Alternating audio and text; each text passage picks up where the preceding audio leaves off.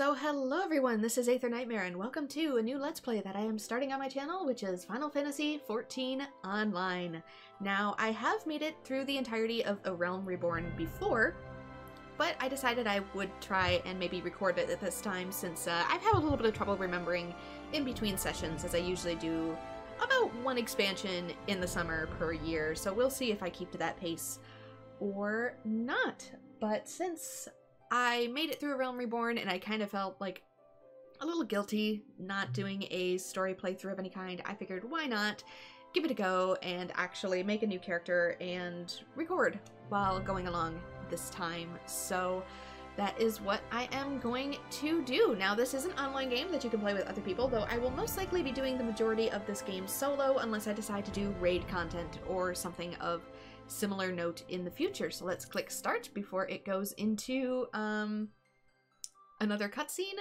There may be a few intro cutscenes that don't play during the live stream, and if that's the case, I may attempt to record them in my own time. So for starters, this is not the character I will be using. I will be using a new character. So let us, I already have her pre-made, so you don't have to go through a billion parts of character creation. But she is all done and ready to go.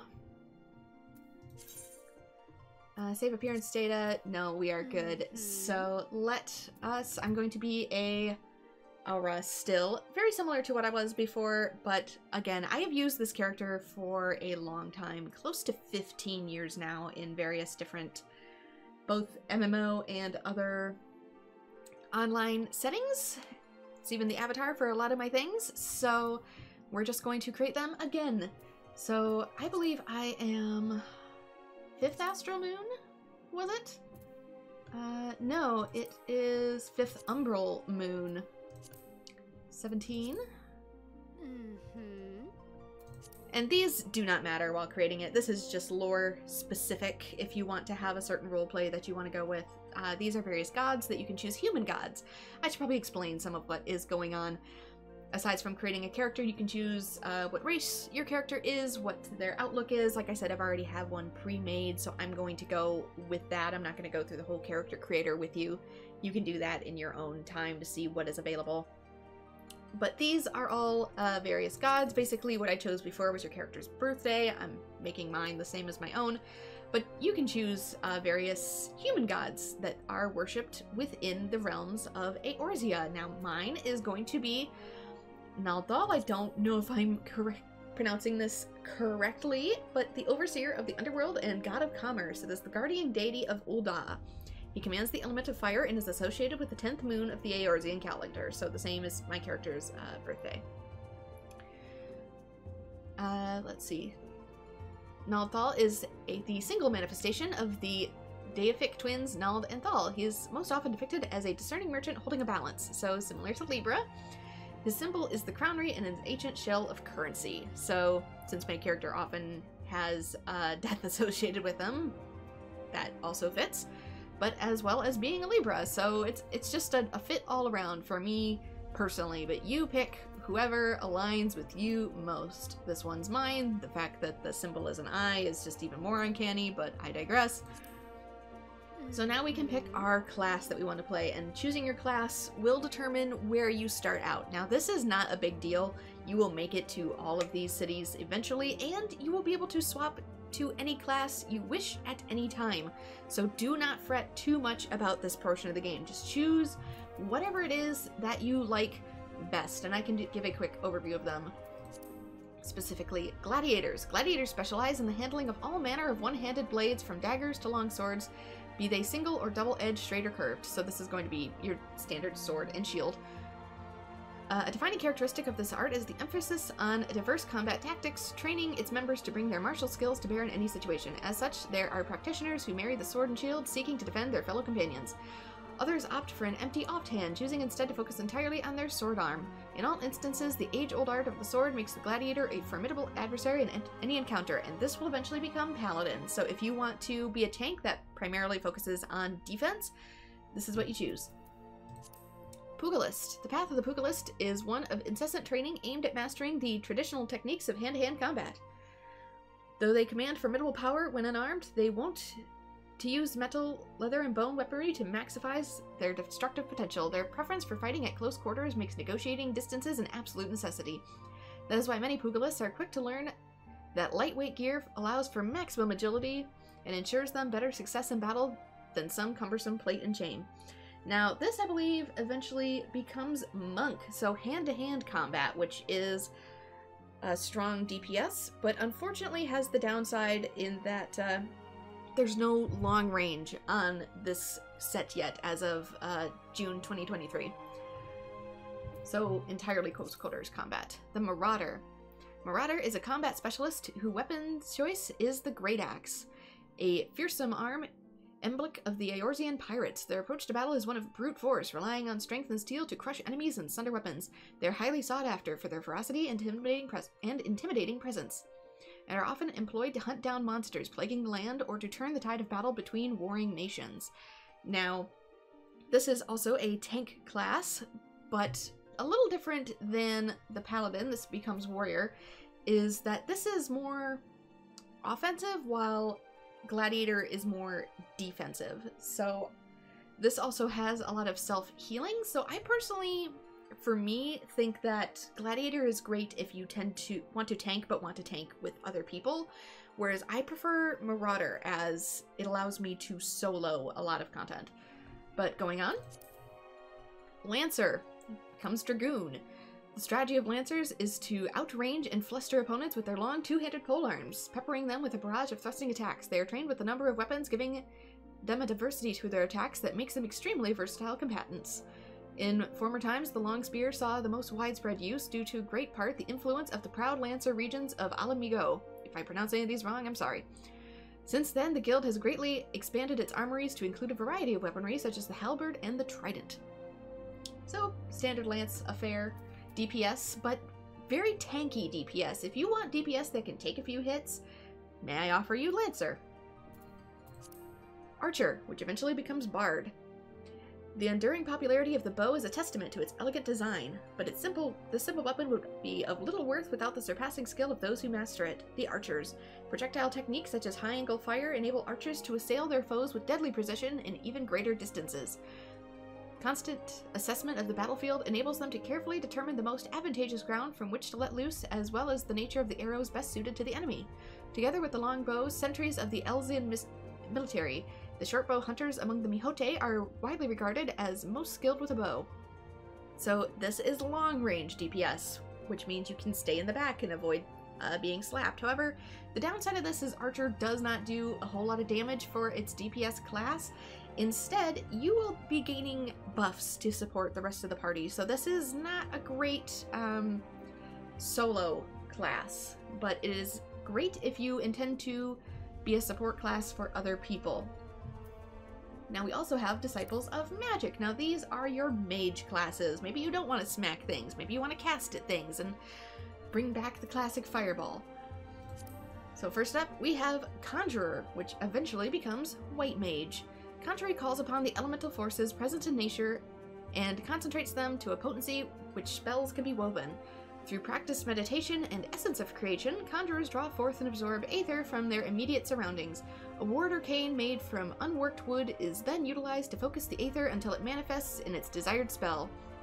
The seat of the Conqueror's Guild lies at Stillgate Fane in Gridania, where the forces of Eorzean's elements are said to be most powerful. So this is a healer class. If you want to focus primarily on healing rather than damage dealing, then this is the class for you. However, keep in mind, it is a little bit easier to start as a healer in this game compared to other MMOs, because you will get more offensive skills than you are really aware of. So don't worry, you will still be able to do damage as a white mage. Next is Thaumaturge, or eventually Black Mage. In the hands of a skilled practitioner, thaumaturgy can be a force of terrifying destruction. At the heart of this school of magic lies the ability to call forth in the command the latent aether within oneself through the deep introspection. To then mold that aether into sorcery, the thaumaturge makes use of a scepter or staff, which then is housed as a medium, the natural stone imbued with magical properties. So this is what you want to do if you want to do primarily offensive magic, which is, again, similar to Archer, ranged DPS. So there is one final class for ranged DPS, and don't worry, these are not the extent of all the classes in this game. There are in fact more, but these are the ones that you can start with, and that is Arcanist. Adepts of the art of Arcanum derive their might from symbols and power, born of geometric techniques hailing from across the southern seas held within occult grimoires. These symbols lend shape to the Arcanist Aether, thereby allowing them to produce a myriad of powerful spells. Using the self-same symbols to unlock the latent power contained within gemstones, Arcanists are able to summon forth the familiar known as Carbuncle to carry out their bidding.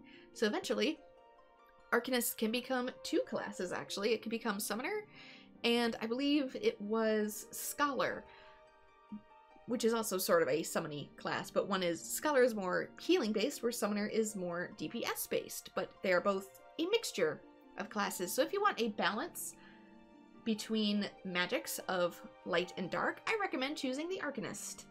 So the city that you start in is dependent on your class. As you can see, as I was clicking through these, if I choose Conjurer, I start in Gridania. If I choose Thaumaturge, I begin in Ul'dah, and if I choose Arcanist, I begin in Limsa Lominsa.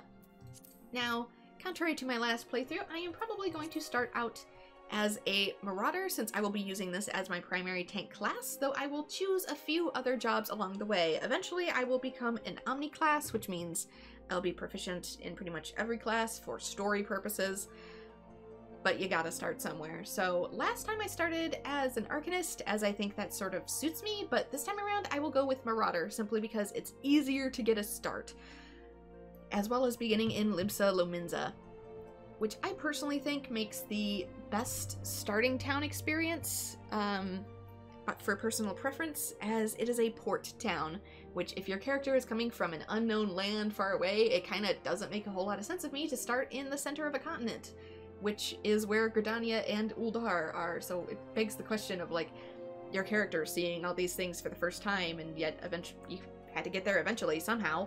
So starting out in Lominsa makes the most sense to me. You come from a faraway place, and you begin in a port town? Makes sense.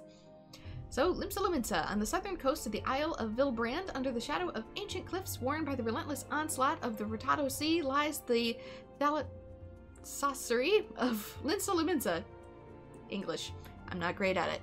Its economy is driven primarily by shipping, but boats of luxurious shipbuilding, fishing, and smithing industries as well. To maintain the safety of its maritime routes, the city employs a formidable navy known as the Knights of the Barracuda. Even so, pirate bands run rampant in nearby waters, thieving and pillaging. So let us begin as Marauder. And now to pick your world. Oh, now my connection is excellent? Weird, everything was like, not excellent before. But you can pick what world you're in, choose whatever has the most excellent connection, and then otherwise, whatever of these you pick eventually is not really gonna matter. If you have friends, obviously choose the one that they are in, but other than that, it's not a big deal because you can travel to other worlds to visit, and as of June 2023, you can also travel to different data centers. So for example, if you are in Crystal, you can travel to Primal, Aether, and I forget what the other American one is. However, you cannot travel yet to data centers in other real-world areas. So since I'm in the Americas, I'm going to be in an American server just because that gives me the best connection status, but I will not be able to travel to European or Oceanic areas as of yet. They have hinted that they might be allowing that in the future, but as of yet, it is not really a thing. So for this, I'm probably going to end up blurring out the screen to choose my server, but here we go. I'm going to choose mine, confirm, and now for a name.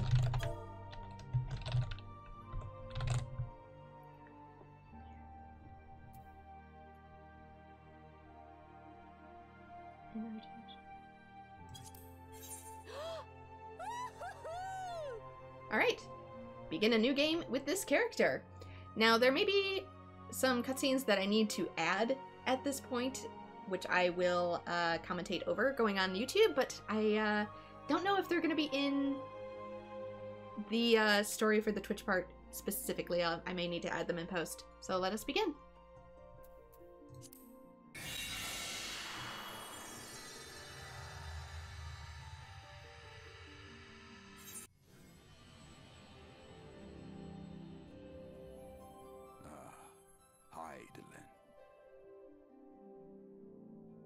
A vibrant planet blessed by the light of the crystal. Amid azure seas, encompassing the westernmost of the 3 great continents, there lies a realm embraced by gods and forged by heroes. Her name, Eorzea. The annals of Eorzean history chart the rise of a succession of great civilizations, each one enjoying an age of peace, the astral eras. To date, all have proven ephemeral.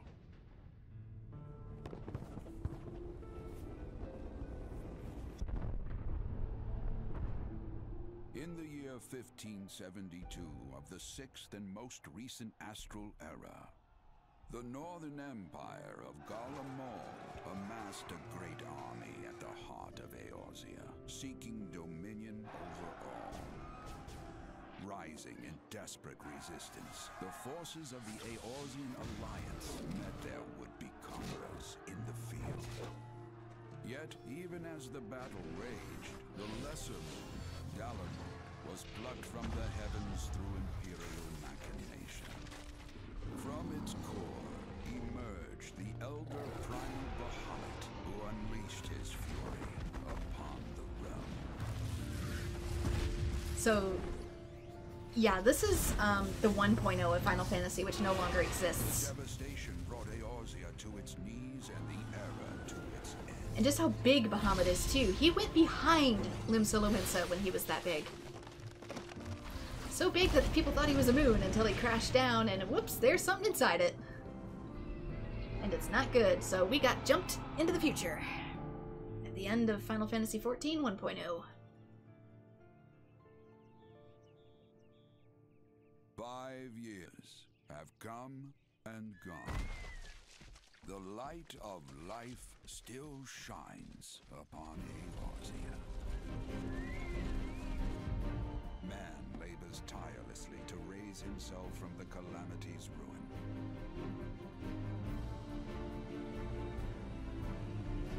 The realm is forever changed, a stranger to him once more. Yet heedless of what lies ahead, he shall press on. Spurred by the promise of peace and prosperity. Amid this period of great change, an adventurer arrives in Eorzea, one whose tale is yet unwritten.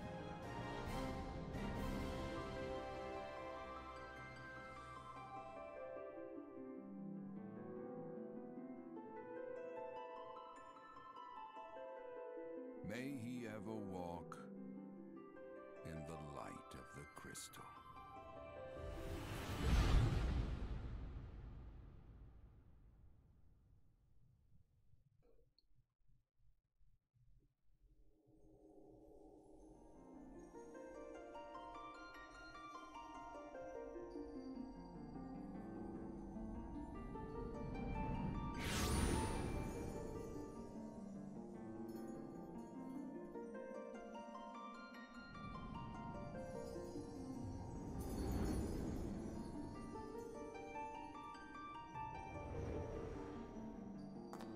Here.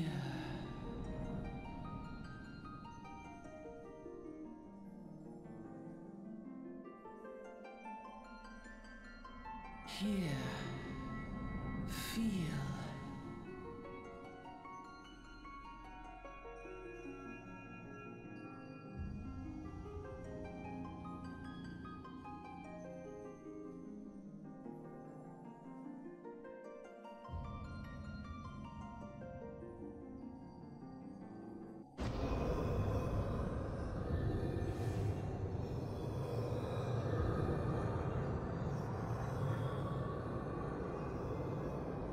Hear. Feel. Think.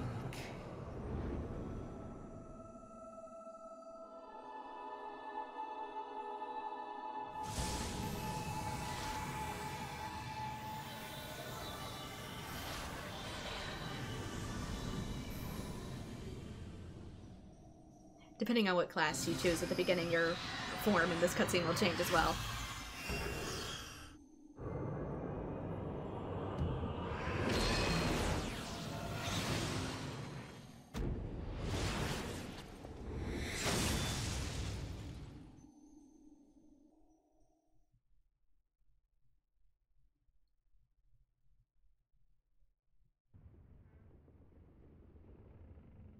So what was that about? We'll find out in the future. Oi, y'all right, lass.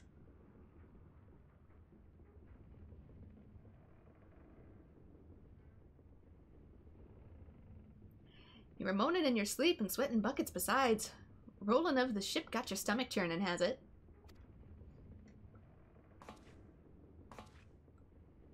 Don't seem like seasickness now that I look at you. It'll be the Aether then, I reckon.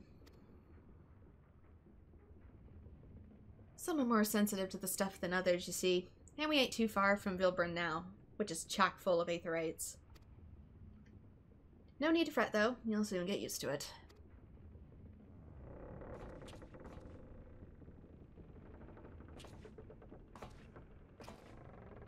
Ugh.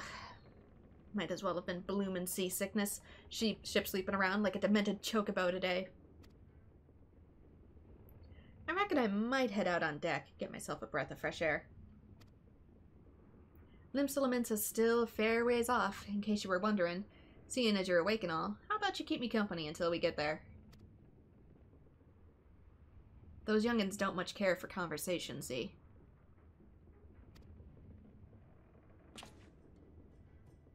Any road, Brennan's the name, and peddlin's me trade, which is very close to my name.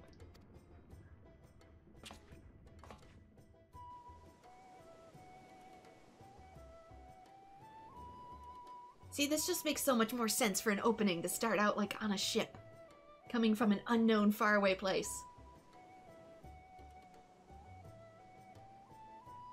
So you only get this cutscene if you start in Limsa. You'll get a different one if you start in other areas.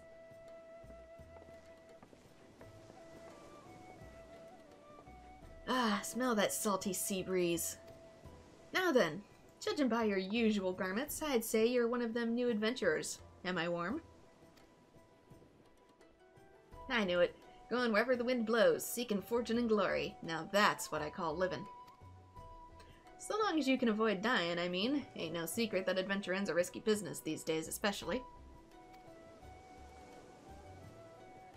What was it that first attracted you to it? So, I'm not really sure if these affect anything or not. I kinda doubt it, but you have options how you wish to respond to gain power, to win glory, to amass fortune, and unknown. The thing is, for this character, I would choose either not to answer or to gain power, but not really sure. I might do the standard ellipses for now, as in I'd rather not answer, because even I do not really know why I'm here. And as if some mysterious force calls to me. Well, if you ain't inclined to tell, I ain't about to pry. Might be as old Brennan's a chatterbox, but he sure as hell ain't no busybody. Well, have a secret or three, don't we? Me? Dozens. I'd rather they stay secret too, which is why I don't go sticking me nose where it ain't welcome. Just remember though, there are more important things than fortune and glory, just as breathing. Ain't no profit being dead, and that's a fact.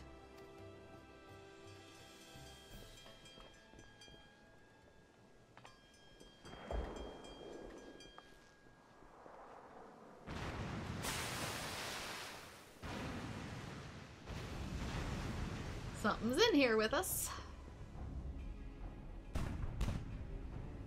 Ship's off the starboard bow, pirate killers.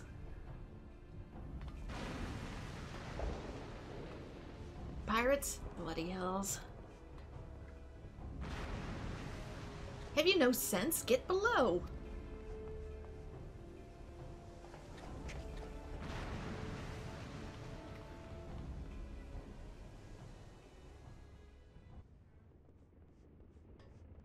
which probably really isn't going to save us from cannon fodder. It will just blow a hole in the wall, but I digress. What's the world coming to? Pirates firing a ship, flying Limsa colors? Bastards either have a boatload of balls or bugger all for brains.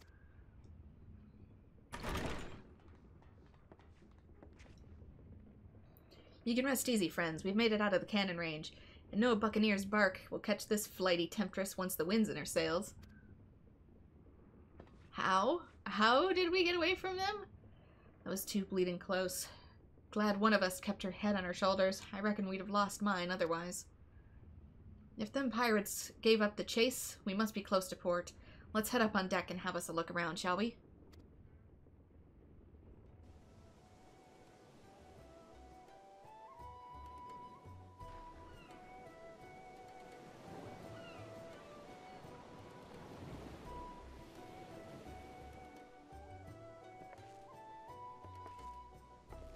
We must be close. All I see is open sea. By the by, is this your first trip to Limsa Lominsa? Yes, it is. Is it? Well then, let this journeyed itinerant tell you the ins and outs of your destination. Limsa Lominsa prides itself on being Eorzea's foremost naval power. Weren't too long ago that the place was ruled by pirates, but thanks to the current admiral's civilian influence, the city-state could almost pass for a respectable nation. You'd never guess she was once a rum-swilling buccaneer herself.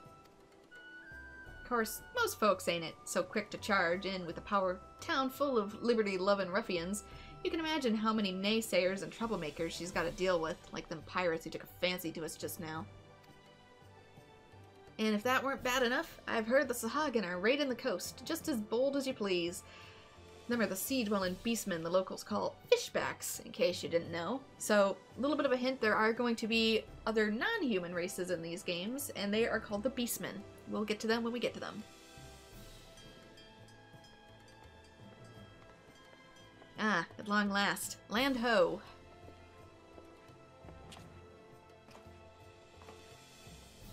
Behold, Limsa Lominsa, a nation blessed by the ocean's bounty and beloved of Lilamine, goddess of navigation.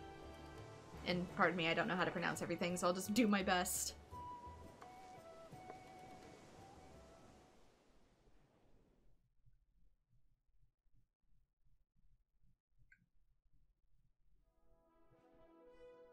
On a windswept isle in the southwestern corner of the realm, amidst the roiling waves of the Rotamo Sea, lies the maritime city-state of Limsa Lominsa.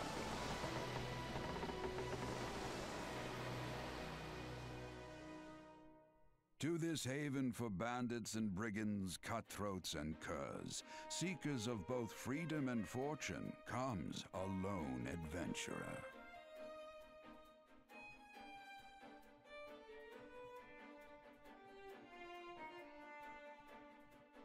Lone yet not alone, for the hero's arrival has drawn the gaze of the nation's patron deity, Limlane. Limlane, that's how you say it. What realm-shaking fate has she descried in the churning waters of this mortal's future?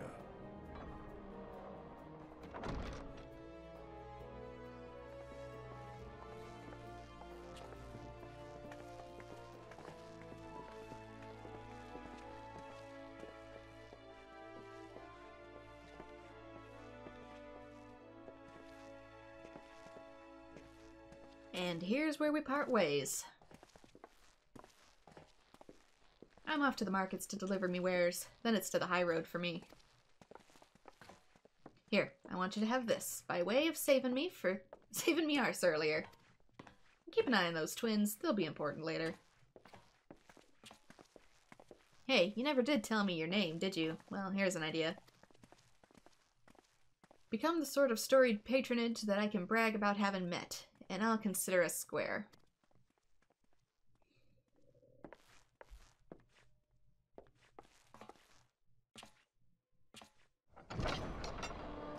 Through peril and hardship, discovery and triumph, may the navigator guide this brave soul on her life's voyage.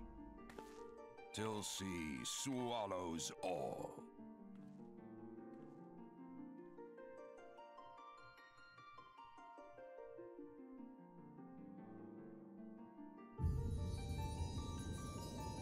And welcome to Final Fantasy XIV. Don't know why the I is slightly bigger than the X and the V.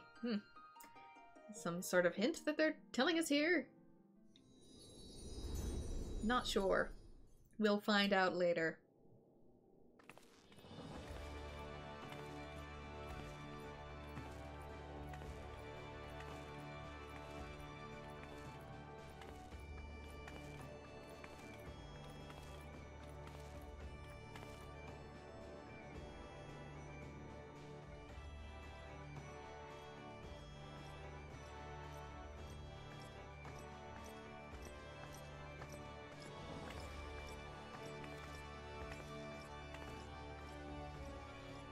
Hey, you there.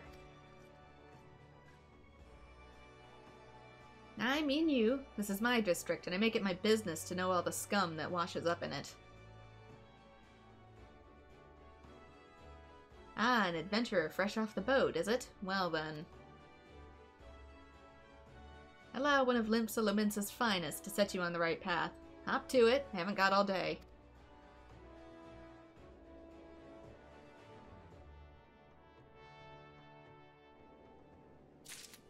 Alright, welcome to Limsa Lominsa, a bustling city-state filled with scoundrels and brigands. The rough-cut diamond of the Rotondo Sea. So let me really quickly, now that we have access to everything on here, really quickly I want to scale this window up a bit more, make it a little easier for people to read. Including myself, because the sucker is way too tiny. Might do 140, I don't know. Maybe?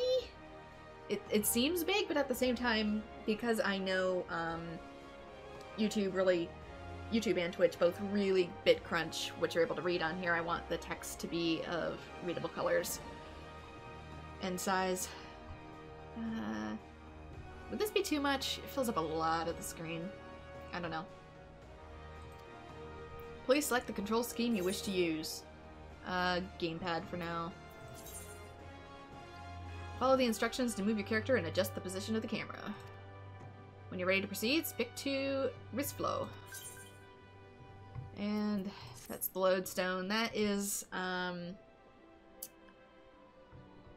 for tutorial, but it opens up somewhere else. I'm going to shrink this. So I'm not going to completely cover the chat window just yet. I'm going to play it risky since my stream is marked for mature anyways. I don't care as much, really, if people see my chat. It's not that big of a deal to me. But really quickly, I am going to do something else, which is character configuration, HUD, and I'm going to change... I'm going to have it covered in post, but give me ARZ time and server time, as well as not display the world name. And there we go. Ta-da! I can unblock that. Cool. I might need to change a few things as we go along. As you can see, even with the controller setup, I can still use mouse and keyboard to my heart's content, so yay! I may change a few other things going forward as well. But for now, this is how we'll do it. Initiating quests. I have a weird hybrid setup that I use. Initiating quests. Non-player characters or NPCs offering quests can be recognized by the exclamation marks above their heads. To bring up the quest window, speak with the NPC by first targeting them and pressing the confirm button, which for me is A, because I'm on an Xbox controller. You can also, in my case, use, again, the mouse and the keyboard. If I have it on gamepad and I'm on PC, I can use both.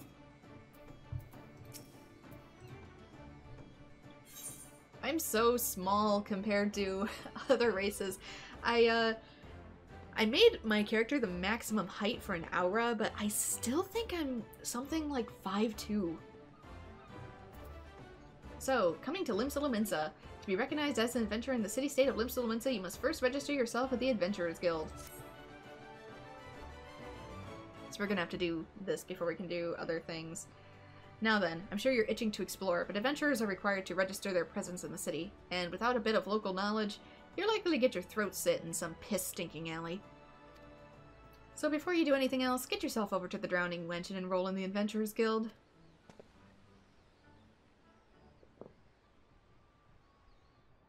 It's not far. Just head straight down the street and speak to the Gafar. He'll show you how to work that big moving platform we call a crow's lift, and that'll take you up to the pub. Once you're there, look for a fellow by the name of Badrian. He's the proprietor of the Wench. He might curse like an ale-sodden sailor, but the man's got a soft spot for wide-eyed newcomers like yourself. He'll set you straight. Got all that? Good. Now run along, and may the navigator guide you on your journey.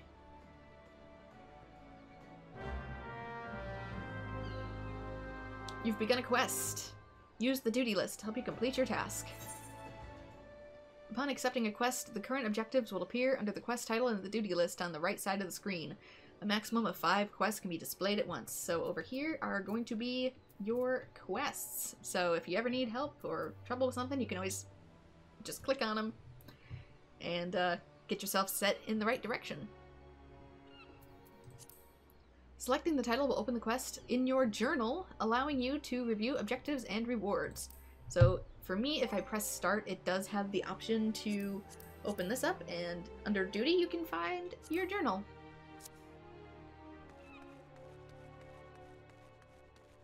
But for now, let's follow the current objective, as there is only one. I'll primarily be doing main story quests and side quests for this. As for job quests, I'm probably going to make them their own individual videos. Welcome to Limsa Lominsa. If you have mind to visit the Drowning Wench, the crow's lift will take you there. It's an elevator, so yes, let's take the lift.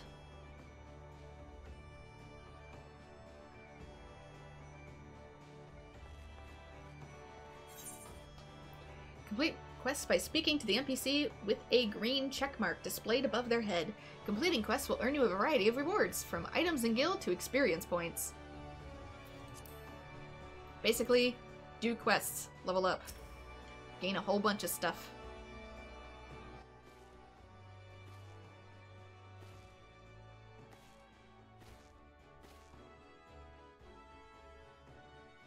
Greeting to ye. Will it be? But you ain't here for the drink, are ye? You've come with a mind to try an adventuring, I reckon. Well, you'll find no shortage of work here in Limsa. So, this accent is gonna mess with my dyslexia big time. Apologies in advance. The name's Badrin, and this most hospitable of Ulsteries is the Drowning Wench. 'Tis also the home of the Adventurers Guild here in Limsa. That's why we've got a desk specially for handling guild business, and why I seem to spend more time saving the necks of whelps like yourself than wetting the throats of my regulars. I might tone down his accent while speaking, just for my own brain. Adventurers have a knack for finding trouble, see? Not that they need it in these parts on account of there being trouble wherever you look. If you manage to steer clear of the fishbacks and the kobolds outside the city, the pirates on the inside will get you instead. And if they don't manage, there's always the Garlean Empire to finish the job. Oh, no one knows what they're planning, of course. But if they're planning anything, you can be sure it's to kill the lot of us. Aye, this town seems peaceful at a glance, but look again and you'll see people living in fear of what tomorrow might bring. And who's to blame them after everything that's happened? Eorzea took a mighty blow during the calamity, but our homes weren't the only thing that got wiped off the face of existence by the thrice-damned bastard of a dragon. It took our bleeding memories, too, and no one's been able to explain it in a way that makes any sense. None of the folks that saw it and lived to tell the tale seem to agree on how the tale actually goes. 'Tis all foggy, like recollections from a hard night on the ale. You can imagine why people might fear the far future if they can't recall the past. But there is one thing we all remember, and that's the group of adventurers what laid down their lives to drag Eorzea back from the brink when she was bound for the abyss. Well, I say we remember 'tis though we ain't forgotten what they did for us. The goddamn calamity-spawned memory loss robbed us of their names. It won't even let us picture their damn faces. 'Tis like staring at a gull flying in front of the sun. All you see in your mind's eye is a shadow set against the blinding glare. And that's how every bugger describes it. By the way, give or take the odd gull. But it's what got people calling those heroes the Warriors of Light. Good old classic Final Fantasy name. If Limsa's ever gonna put this time of darkness behind it, it's gonna need venturers helping to banish the fear. It's going to need new heroes, like the ones we lost. Maybe one day you'll be one of them. And that's why any aid we can give to adventurer is an effort well spent. What say ye, lass? You willing to lend us your strength? Many thanks to you, and the navigator and all. I knew she'd steered you my way for a reason. The navigator, by the way, is a god to them. Ah, but listen to me, yattering on like a sun-touched fishwife. 'Tis high time we got you marked in me book. Put your scroll right there. What am I signing exactly?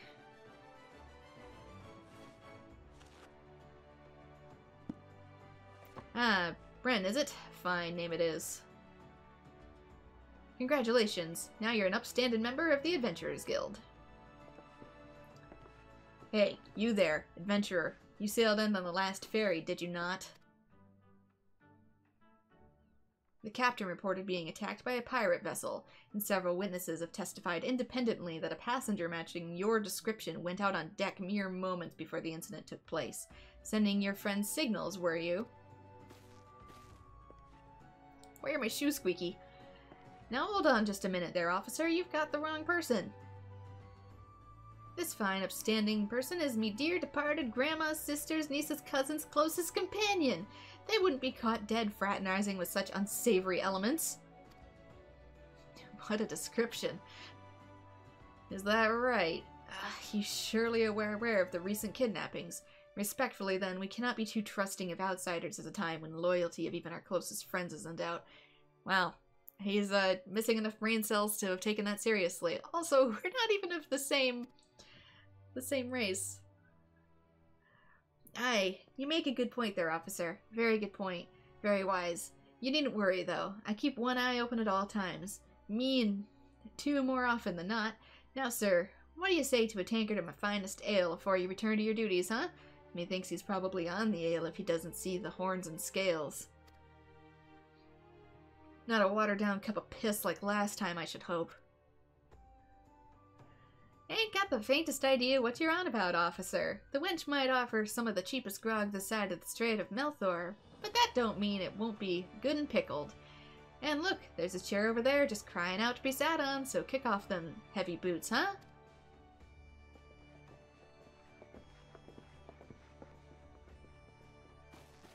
You'll have to excuse these eager, bloody yellow jackets. There's been a spot of kidnappings, you see, and they haven't got a clue who's behind him. Naturally, they've taken to clapping irons on anyone who looks vaguely suspicious, which means venturers, visitors, and pretty much every other bugger else this in this town. Great, so I'm being profiled. Don't take it personal, though. Us Lominsans can be a headstrong bunch of bastards, 'tis true. But give 'em time, they'll grow on ya. Now, where was I? Oh, aye! Welcome to Limsa Lominsa, where the sea is as green as the faces of me patrons after a few too many black belly whiskeys.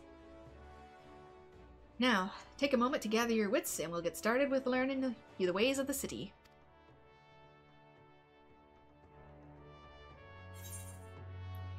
So, we get 400 experience and 103 gil for completing this quest. This concludes the introductory game tutorial. Even though it doesn't. You have taken your first steps as an adventurer into the city of Limsa Lominsa.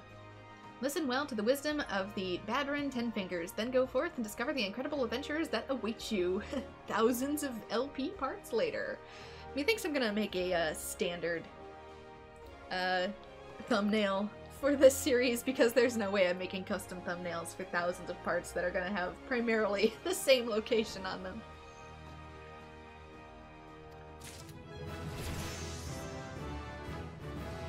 And we're already level 2. Main scenario quests, also known as main story. Important quests used to tell the story of Eorzea and her people are called the main scenario quests. These tasks are easily distinguishable from others by their unique icon with the fire, also known as the, probably the shortcut on your PC desktop to get here. So regular ones will be more round, whereas main story is going to have this fire symbol. Quests using this icon indicate a task or series of tasks that are tied to new duties or features that have yet to be unlocked. So if it is pure gold, it's a skippable side quest you don't really need to worry about. If it has fire on it, it's a main story quest. You should get those done. And if it's blue like this, it's typically something else important, such as leveling up your character's job or unlocking something like chocobos to ride on. Other really important things, so also look for these blue ones. And you can collect a whole bunch of quests at once, I think. I want to say it was up to 30. It might tell me in the journal. Yeah, I can have 30 quests active at a time, be it main scenario or side quests, and leave quests are going to be something else. I'm just going to get to that when I get to that. Close to home.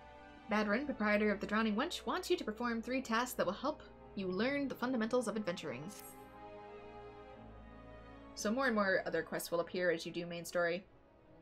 Right then, let's start you off nice and easy with 3 tasks that'll help you get used to life here in Limsa.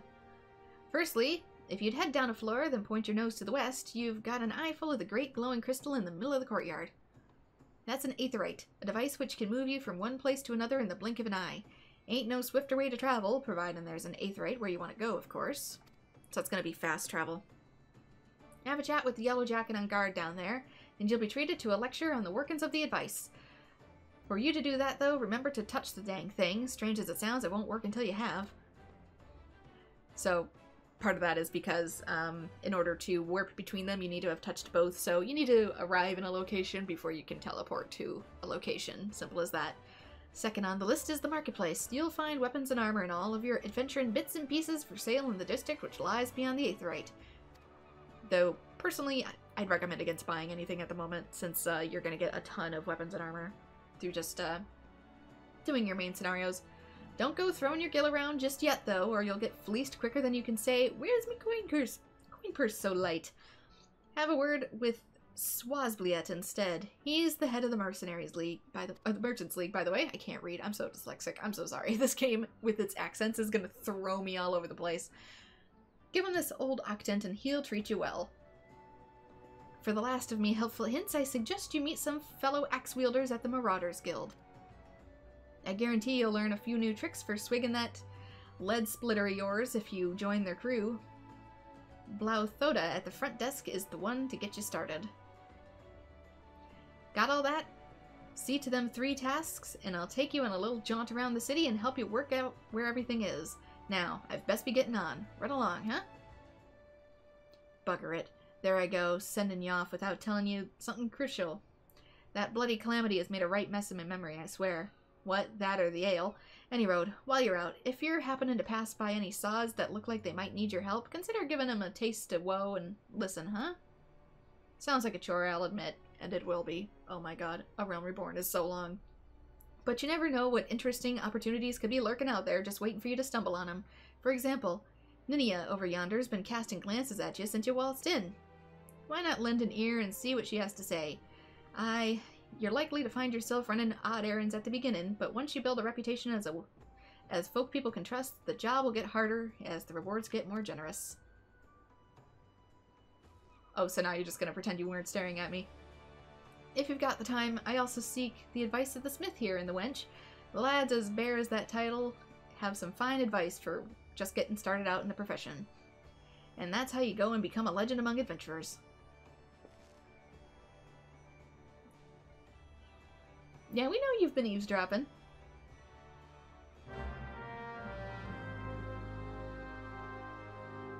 Quest accepted. To leave the Drowning Wench, you must accept the quest Making a Name by speaking with Ninia.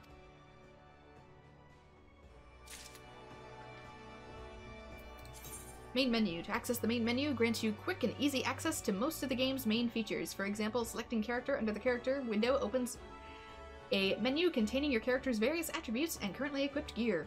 Selecting journal under duties displays a list of current and completed quests and leave quests.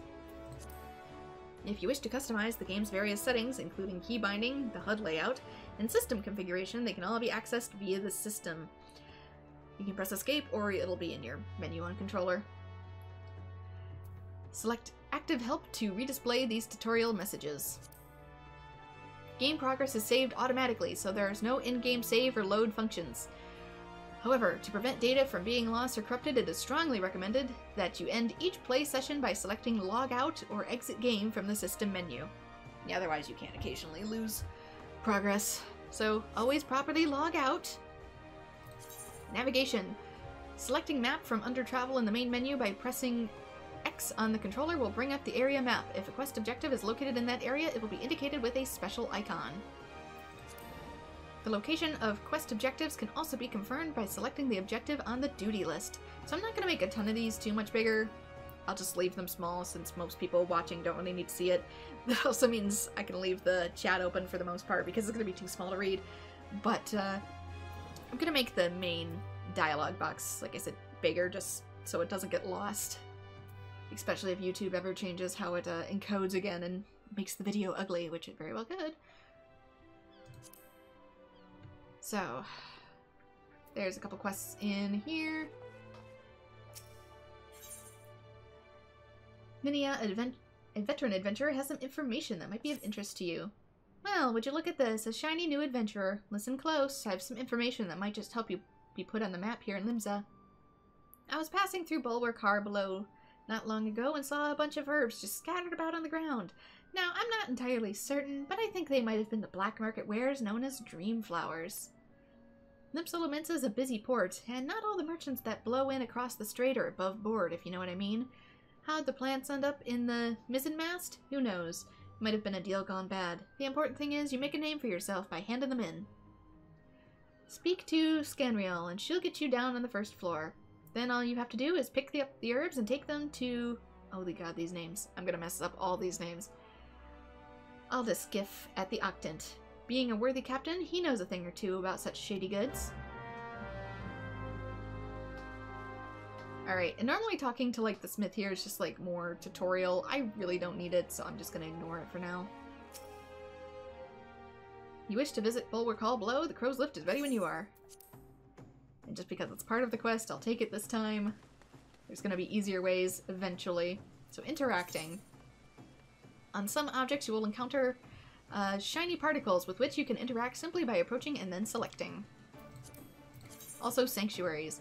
A crescent moon icon will appear to the right of your experience bar whenever you enter a sanctuary. While in this special area, you will accrue a rested bonus. The bonus will continue to grow even if you are offline. So basically, this is the icon right here, and it'll increase the rate of your experience, which it'll probably say. All experience earned through battle, crafting, and gathering, while under the benefit of the rested bonus, will be increased by 50%. So if you can, try to log out while within one of these sanctuaries, which is typically a town. That will be a multiplier to the experience that you earn.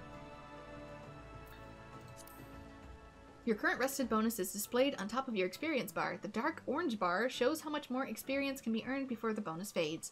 If the bar is blue, it indicates your bonus will carry over to the next level. So, as you can see here, the light yellow is how much more experience I need before I level up, which for me is a ways. So here's how much experience I have, here's how much more I need. Now there's going to be like a darker orange. If I am rested, that will go across this bar, and that will be how much more experience I can gain that is going to be multiplied before it ends. And so if it turns blue though, however, that means it's going to carry over to my next level, which is a good thing. So try to stay in rested areas as much as you can if you are not playing the game. For me, I'm probably going to log out from either within sanctuaries or even within inns, as that is just the most comfortable thing for me to do, if I can. I don't have a whole lot of gil, so that might not always be a factor just yet. I'll get down to earning more gil, but in the meantime, I'm broke. Inns in cities, as well as various outposts and settlements, are classified as sanctuaries. To maximize your experience earning potential, make it a habit to always log out in one of these areas. Alright, let's pick up the herbs people left on the ground. This really basic and simple task that people, hey, I saw these things on the ground. I'm gonna go make you go and pick it up though. So get used to this. This is gonna be like 90% of your questing in this game. Is just interacting with random stuff on the map.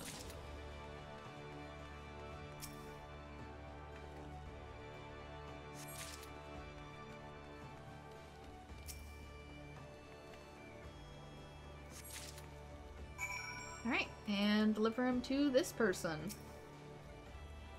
Yes, I'm Aldeskiff. You have some herbs you wish me to examine? Yeah, they look like lavender, but here you go.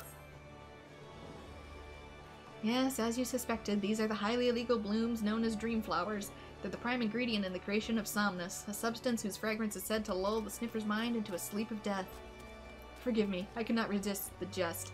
The herbs are not more than Elphic lavender, a common enough export from Limsa Lominsa. In fact, they probably spilled from the crates that were loaded onto my very own ship. I think someone has been having a bit of fun with you. But not to worry, you've learned a few things and made some new acquaintances. Well met. So yeah, the crew is messing with you as a new adventurer, like, hey, let's see if you can do the most basic of things.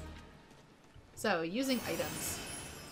Some items can be used granting various effects such as instant HP restoration, attribute boosts, and more. Using an item is as simple as using the use command from an item subcommand. So, we have an item menu. All items with recast timers cannot be used again until the timer has expired. Items you use often can be set to your hotbar for easy access, so I can drag like potions down here for easier use. Handing over items. Some quests will require that you deliver items. If an NPC requires an item request window will appear, such as what you just saw. Select the items from your inventory or armory chest and press hand over to complete the transaction. Get immersed. Alright, Captain of the trading ship Orion has some information that might benefit your standing as an adventurer. By way of thanks for delivering me scattered lavender, have a nugget of information that may prove useful to you. You see, I was recently approached by an unkept seafarer, which is not, I'll admit, particularly unusual for a man of my profession. What was unusual was that he offered a generous sum of gil to be introduced to any adventurers I might know. In my experience, sailors are not known to carry such wealth of coin about their person, especially within the addle houses of Limsa Lominsa so close at hand. Kidnappings have not been uncommon in these past moons. I suggest you take this information and speak with Glasriel, the guard who stands at the entrance to East Hawk's Alley.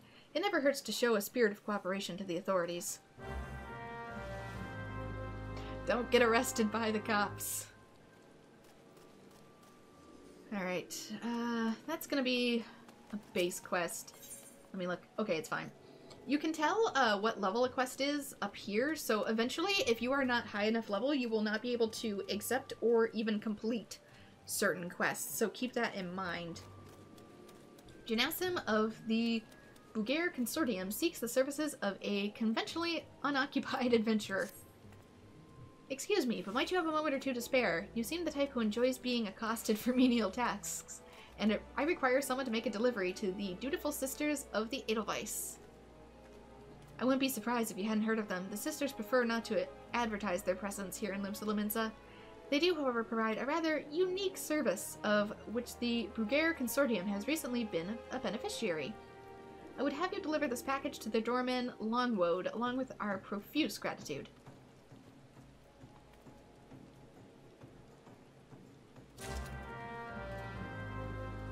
I'm just going to accept a whole bunch of quests in one go to get started. So this is the hub area for Limsa, so these are all players. If they have a chair next to them, they're just AFKing though. So let's attune ourselves with the Aetherites so that we'll be able to warp back here. And if we die, this is where we'll respawn. So it's kind of important. Ah, another novice adventurer. Bateron must have sent more than a few of your kind this way of late. I'm Sumdamal, one of the Yellow Jackets tasked with keeping the peace in the city. It's also my charge to provide guidance to the use of this device. Fear not, I shall be brief. Aetherites are crystalline structures that tap into ethereal energies. They are primarily used as a means to travel swiftly from one place to another. Checkpoints. Return and teleport. The most common transportation spells make direct use of the Aetherites and their connection to the flow of aether. And as these devices are found in almost every corner of Eorzea, any adventurer worthy of the name will wish to seek out and attune themselves to each one. Once you have expanded your horizons beyond the walls of the city, you will soon find yourself performing the act of atonement as a matter of course. Basically, every new town you go to, poke the big crystal so you can teleport back. Make life easier on yourself, please. There is, however, no need for unseemly haste. The Aetherites found and around the city will be sufficient for the present, I assure you. Should you wish to learn more about the Aetherites for transportation magic, I will be here to answer your questions.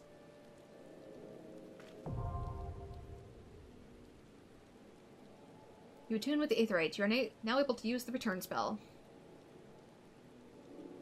Basically, teleport back. The spell return can be used to instantly travel back to the Aetherite set as your home point. Casting the spell does not require any MP. MP can be accessed by selecting the return under the travel from the main menu. The sole limitation of the spell is that it can only be cast once every 15 minutes Earth time. Only one home point may be set at any time. To make an Aetherite your new home point, target and select the crystal and bring up the Aetherite menu. So I'm going to want to do that. So let me... Okay, it is already set as a home point. So whatever your home point is set to, and you can change it, don't worry, that's where you're going to return to if you mess up and die. So change your home point to different ones. So if I'm like in a faraway land and I die, I'm going to return to this Aetherite unless I set a new home point at a different one. You can only have one set at a time. Likewise, with the Aethernut and visiting different world servers, you can go visit your friends' worlds, depending on which one you chose, which is why it's not too big of a deal unless they literally live in another country.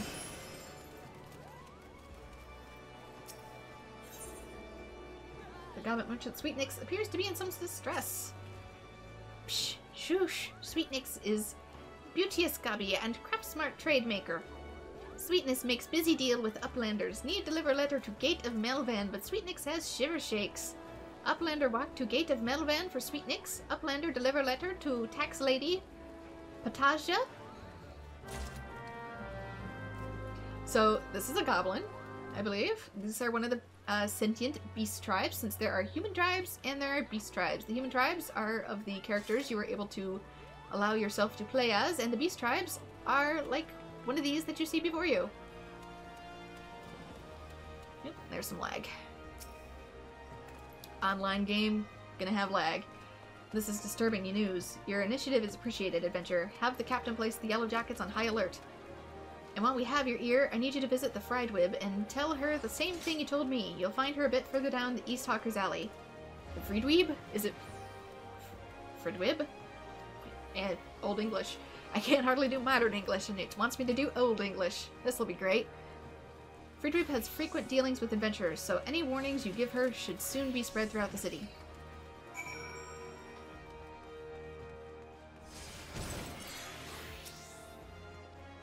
A fine day to you. Welcome to the most replete marketplace in the grand realm of Eorzea, where every shelf groans under the weight of wonders born from all four corners of the world. Pray browse the stalls until your eyeballs ache from ogling the overabundance of unbelievable bargains. Now, as such, I would love to elaborate upon the unrivaled quality of our merchandise. I must tend to some cargo, but recently arrived at the docks. You bear a gift from Badrian. What could it... my octant. By the navigator, I must have left behind in the wench, along with a week's pay and several bills worth of intoxicated memories. I must have left this behind while I was drunk, he says. I am most grateful to have it back. This tool is a keepsake from my days as a ship captain, you see. Needless to say, your good deeds must be repaid, and what better recompense than wisdom of a master merchant? If it is a simple, sturdy adventuring equipment you seek, you need look no further than the east and west arms of Hawker's Alley. Lest you doubt, each gil you invest in arms and armor will be money well spent. Adventuring is, after all, a dangerous profession, by its very nature. It goes without saying that the Hawker's Alley boasts stalls specializing in the tools of every martial discipline imaginable. And within but a few steps are bazaars and apothecaries that will most amply supply all your potion and perishable needs. Our keen-eyed agents procure a frankly befuddling range of wares during their sojourns to distant shores, so it pays to become familiar with the type and price of the goods offered by each stall. Such knowledge will serve you well if your purse is light or your time is short. But verbal instruction of this kind will only profit you so much. Experience has never been the surest teacher, if not the kindest. I invite you to explore the markets for yourself.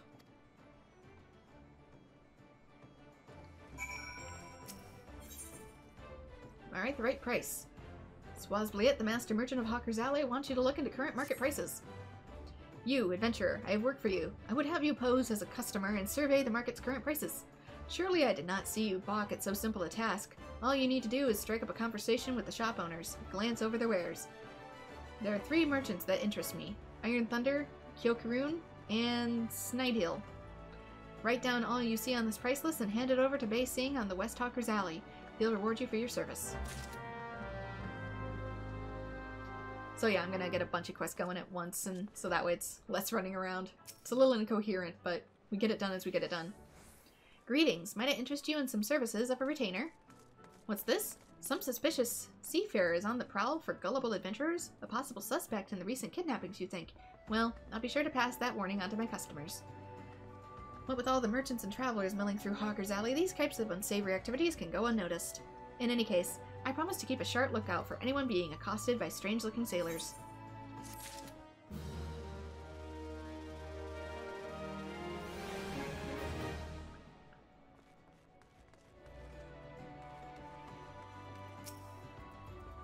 Well met! Cast your peepers over these beauties. Not a spot of rust to be found, each piece fresh from the forges of Naldik and Vimelis. Battlecraft supplier. Basically, I think it just wants me to talk to the merchants. There's more over this way. There we go. Get our map going. Actually, I want this a little further down, if you don't mind. Thanks. You can run. Just click the running icon, which is this one. I'm probably going to move a lot of these around as I get going. Yukurun welcomes. Well, customer. Yukurun loves his lovely trade. Yukurun's goods are goodly made. This is another Beast Tribe member. I forget what these ones are called.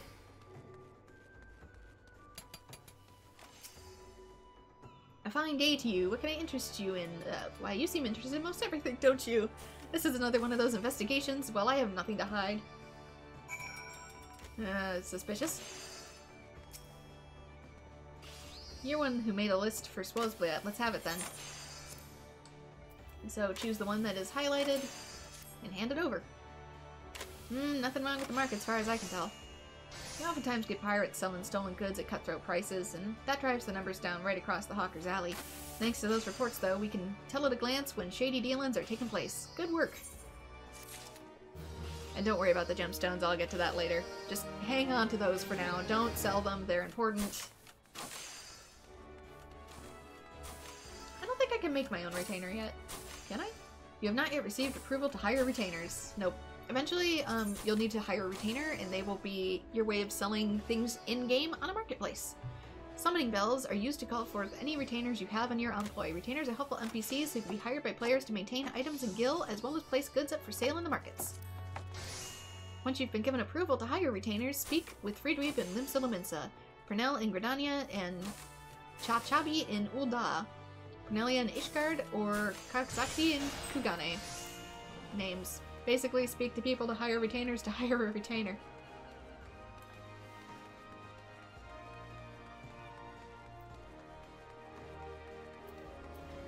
Not used to my camera controls for this game yet. Eventually, there's gonna be a job offering in here, but I don't think we could do those just yet. Where is Sweetnix with those important records? Without the proper documentation, I'm afraid we still have to expel him from the city. There you go. Why, these are Sweetnix's records. Glad to see they were submitted on time. They were so important, why can't he just walk over? Honestly, you would think that goblin would have lost his fear of our offices by now. Oh. Every month he has to submit these papers, and every month his tardiness forces me to consider his removal. As long as one follows proper procedure, Limsa Lominsa is quite welcoming of foreign traders. Pray convey these words to Sweetnix. Perhaps it will aid in soothing the poor goblin's fears. But I can never do the Mihote names, I swear. Pajava of Malvayan's Gate needs help collecting duties on imported goods. Here at Malvayan's Gate, we inspect all goods that are imported into Limsa Lominsa and collect duty as the law requires. Some merchants, however, seek to evade this obligation, and we must chase them down. I would be grateful if you could deliver 2 ledgers, one to a man named Sundamal, whom you will find at the Octant, and the other to a woman named Letitia, who works at the Bismarck. If you are uncertain as to the whereabouts of the Bismarck, ask Subtamal when you meet him, and he will point you in the right direction. So as you can see, this one is red, and that is a sign that we cannot undertake it yet for whatever reason. So you want to be an Arcanist. So that will be, if you talk to this person, you can take on another job of Arcanist, which I mentioned at the beginning, but we can't do that yet. And I will probably end up making those into their own condensed videos for the jobs that I do not pick as my mains. So where am I going now? I am going a little ways. Oh, there's also going to be other things. I should probably attune myself to this. Can I attune to this yet? Yes, I can. All right. So this allows me to teleport throughout the city. So now that I'm attuned to it, I can teleport back to this very space. You now have access to the Aethernet. Quick travel throughout the city can be achieved by simply placing your hand on Aethernet shards. Attuning with the shard has granted you access to the city-state's Aethernet. The Aethernet can be used for quick intra-city travel, so unlike transcontinental travel, intercity travel doesn't cost anything. It's just a way to get around the city faster, which I will probably show you since I need to go that way anyways. So head back to Limsa Center, like this. Make it quick and easy. Save time. A ledger from Malveillan's Gate, you say? Yes, more outstanding duty payments. When will these merchants ever learn? Very well. If I catch sight of any offenders, I shall drag them to the gate, kicking and screaming if need be. One more ledger bound for the Bismarck, you say? Follow this path to the upper decks and you'll find the place.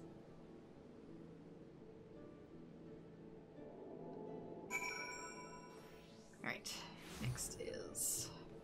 There should have been a way to keep it on my character for the map, but I don't remember how to do that. Wasn't there a key on this? Yeah, display map icon, center map on player's location, I think this. There we go, thank you! Have it travel with me. Uplander delivered letter to Gate of Malveillan. Uplander has wide heart and swift legs. Tax Lady Pajah has kind backwards for Sweetnix. Sweetnix has outflow of joy for Tax Lady. Sweetnix is happy gobby. Gives Uplander jingly shine. I think that means money.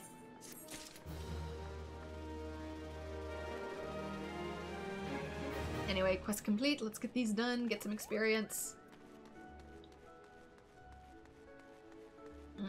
Wait. Oh, it's the upper decks that it's telling me I need to go to. I see. That's fine. Upper decks is this way. Let's head back up the elevator. I'm also eventually want to get myself attuned to all the shards that are in this area. So, let me back up. There's two locations, the upper level of the city and also the airship, which is, I think, in the basement, weirdly enough. Okay, where is this going? There's going to be something I want to attune to over here, so I might as well. And yeah, you have to wait for your sprint to recharge before you can go back. Let's attune to this, shall we?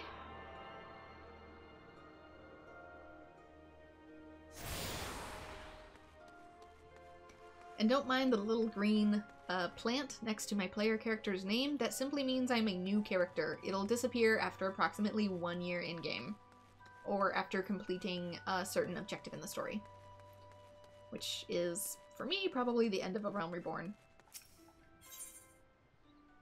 Oklasa has an advice for any adventurers headed to the missing member. If you're looking for a place to wet your whistle, Scrag, I advise you turn tail and run. Captain Roswin's in no mood to be entertaining customers this eve, and even when she is, she ain't particularly good at it.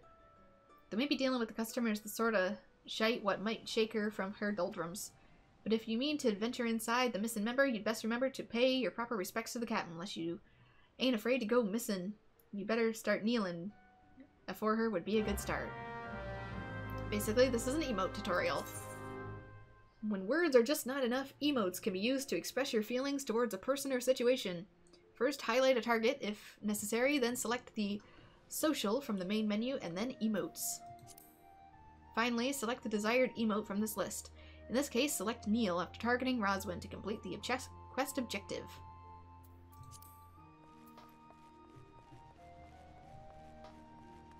You can also type it into the bar. So she won't talk to you unless we do that first. As you can see, the hells you want, Drylander, we're closed. If you want to meet the sirens and to have you tossed out on your arse, then show some respect and kneel, you scrag. So we need to go into emotes, which make sure she's highlighted first, which I think she is. I'll just type it in since that's easier for me.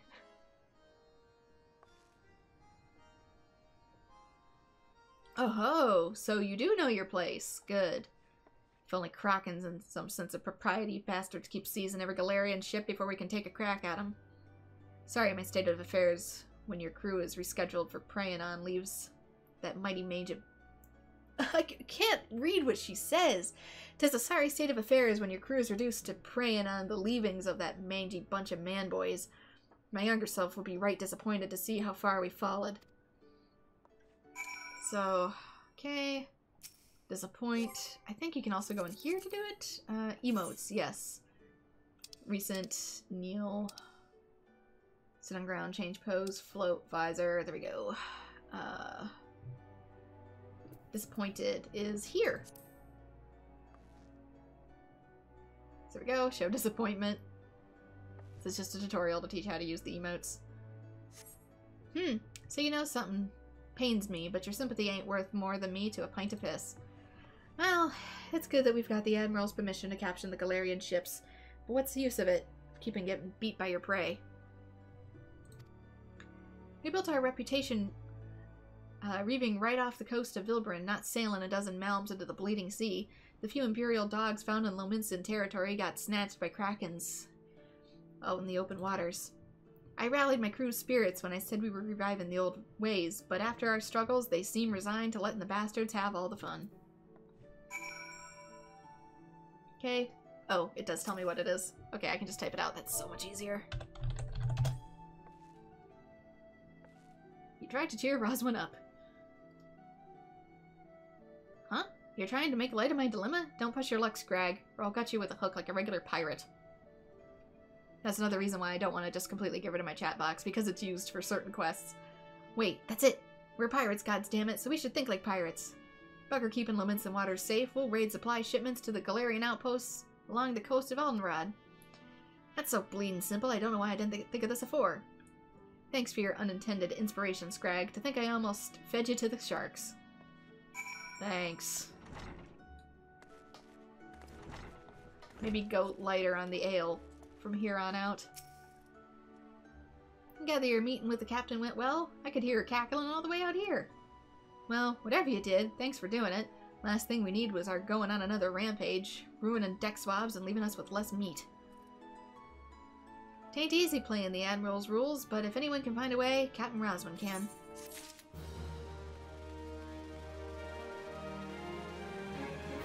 Alright, what's next? Visit the Marauders Guild. Package to the Sisters, which is a ways, but I guess we can hoof it. If we see any quests along the way, I suppose. Is that on the upper or lower decks, though? I want to say it's on the lower.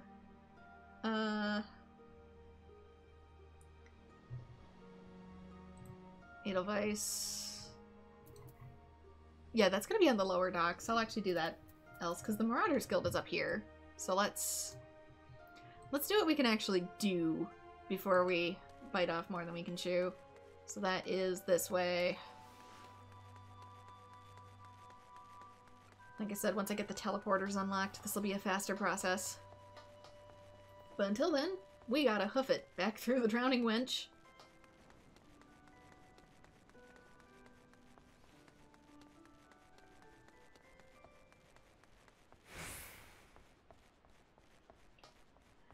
Through the pretty nightscape, which something I've been told too is that there's constellations up here in the night sky that actually correspond with the gods in the game, so the night sky isn't just a random star skybox, it's like its own real night sky, which is pretty cool. Every star has its place. Okay, let me attune to this really fast.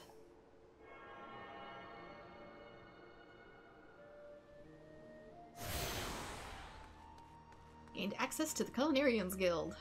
That'll be for later. Oh, actually, it says there's... So that's going to be starting the culinary quest, though. It probably is, which I don't know if I want to do just yet. Although there's something else to be done in here. Tax evaders among our patrons, you say? Goodness me. I dare say this may well put an end to their appetite, but this is in the best interest of the city-state. If any of the merchants named on this ledger come to dine with us, I shall see that the Melvin's Gate is notified without delay.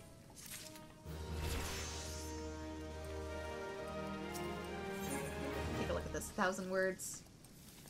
Need someone to report a bilking patron, so I think this is different.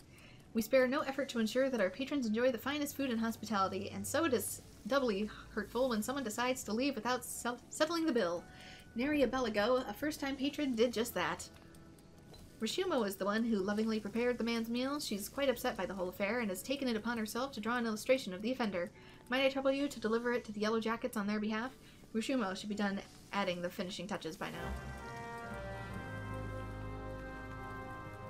Okay, so that's the Guildmaster. Eventually, I'm going to learn how to make my own food in this place, but not quite yet. My cheapest request needs help replenishing the Bismarck's Lardners. Let me see. Strength and dexterity. Or intelligence and mind. So I think this will actually be an okay quest to accept. Beg your pardons, good madam, but you're an adventurer, are you not? I realize this is sudden, but we urgently need help restocking our larders. We are in the midst of preparing for a full-course meal for the soon-arriving guests, but I fear we are short on fresh lamb for the main course. I'd be grateful if you could procure 4 slices for us. I dare say it would be quickest to obtain those directly from the source, wild lambs. In case you are unfamiliar with the creatures, I suggest you speak with Albafar, a sentry stationed in Bulwark Hall, just below the Drowning Wench. Pretty sure I can figure out what a lamb is.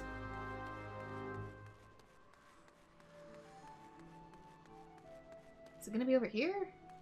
Where is... There you are! Ah, I poured my heart and soul into that grilled dodo. If I ever get my hands on that scoundrel, I'll grind his bones to make my bread. Here it is, my rendition of the criminal. Please deliver this to Gulbert at the Coral Tower. He'll know what to do. Yeah. As someone who's been sick for over a week now, and still technically is, though I'm now well enough to stream at the very least, isn't it kind of funny how when you're super sick, the only thing you can eat is bone powder? Like, broth is usually made by boiling bones, and Jell-O is, again, made from cartilage, which is from bone. So, isn't it kind of funny that when you're sick, the one thing you can eat is bones? Just a side thought. Horton wishes to make you a completely legal proposition. You went for coin adventure? How'd you fancy working for the Kraken's Arms, one of the greatest pirating crews in Limsa? If you're interested, take up these here steps to the balcony and talk to Carvalian, our captain. Do right by him and he'll do right by you. I do not wish to be a captain, but I wish to complete every quest, so this is probably just a test to see if I'm legal. Greetings, friend, and welcome to the 7th Stage, purveyors of the finest spices of the East. All our products are guaranteed obtained through completely legal means. Oh, you do not seek spices, but employment? Well then, speak of how you might be of service to our organization. Our Misery returned from her last voyage bearing exotic spices never before seen in Eorzea. I have prepared 2 samples, each of which I would have you deliver to certain individuals. The first is Grenade, whom you will find at the Coral Tower. The second is for Master Langseth, the head chef of the Bismarck, and do make certain the right person gets the right set. Go now and return here once you have accomplished the task.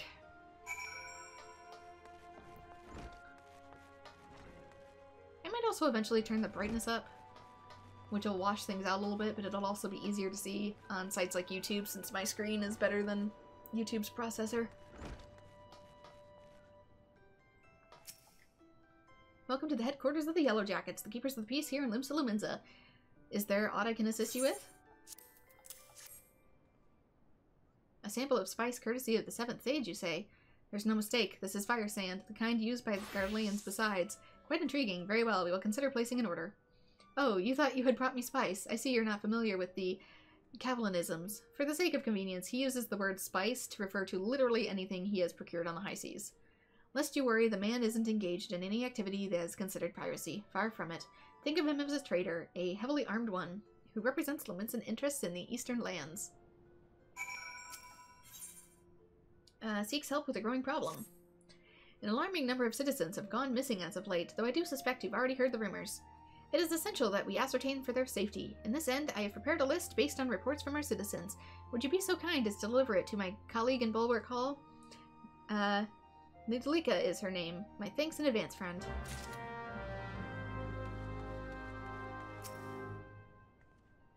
A bilker at the Bismarck. You have an artist rendition of the man? What in the seven hells is this supposed to be? It looks more like the prow of a ship than a man's face.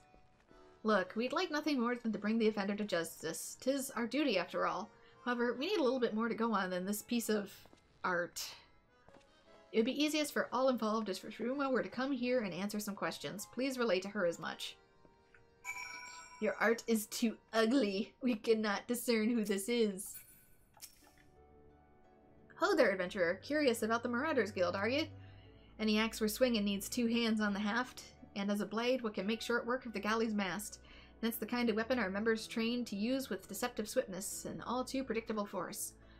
Are you interested in hearing more? Then why don't I give you the short version of the guild's founding history, and we can go on from there. It all started with ships, you see. What have ships got to do with axes, you ask? Well, building them would be bloody difficult with a sturdy tool to lop down trees for timber. And since only the navigator herself knows when a ship will run afoul of a storm or worse, it makes sense that the crew's carpenter to carry an axe on board. Aye, it all started with shipbuilding and ship repair. What, am I boring you? As I was saying, any tool on a ship can become a weapon, and that axe is perfect for hooking yourself over the rail of an enemy vessel, letting loose in a whirl of steel, and generally laying waste to all about ye.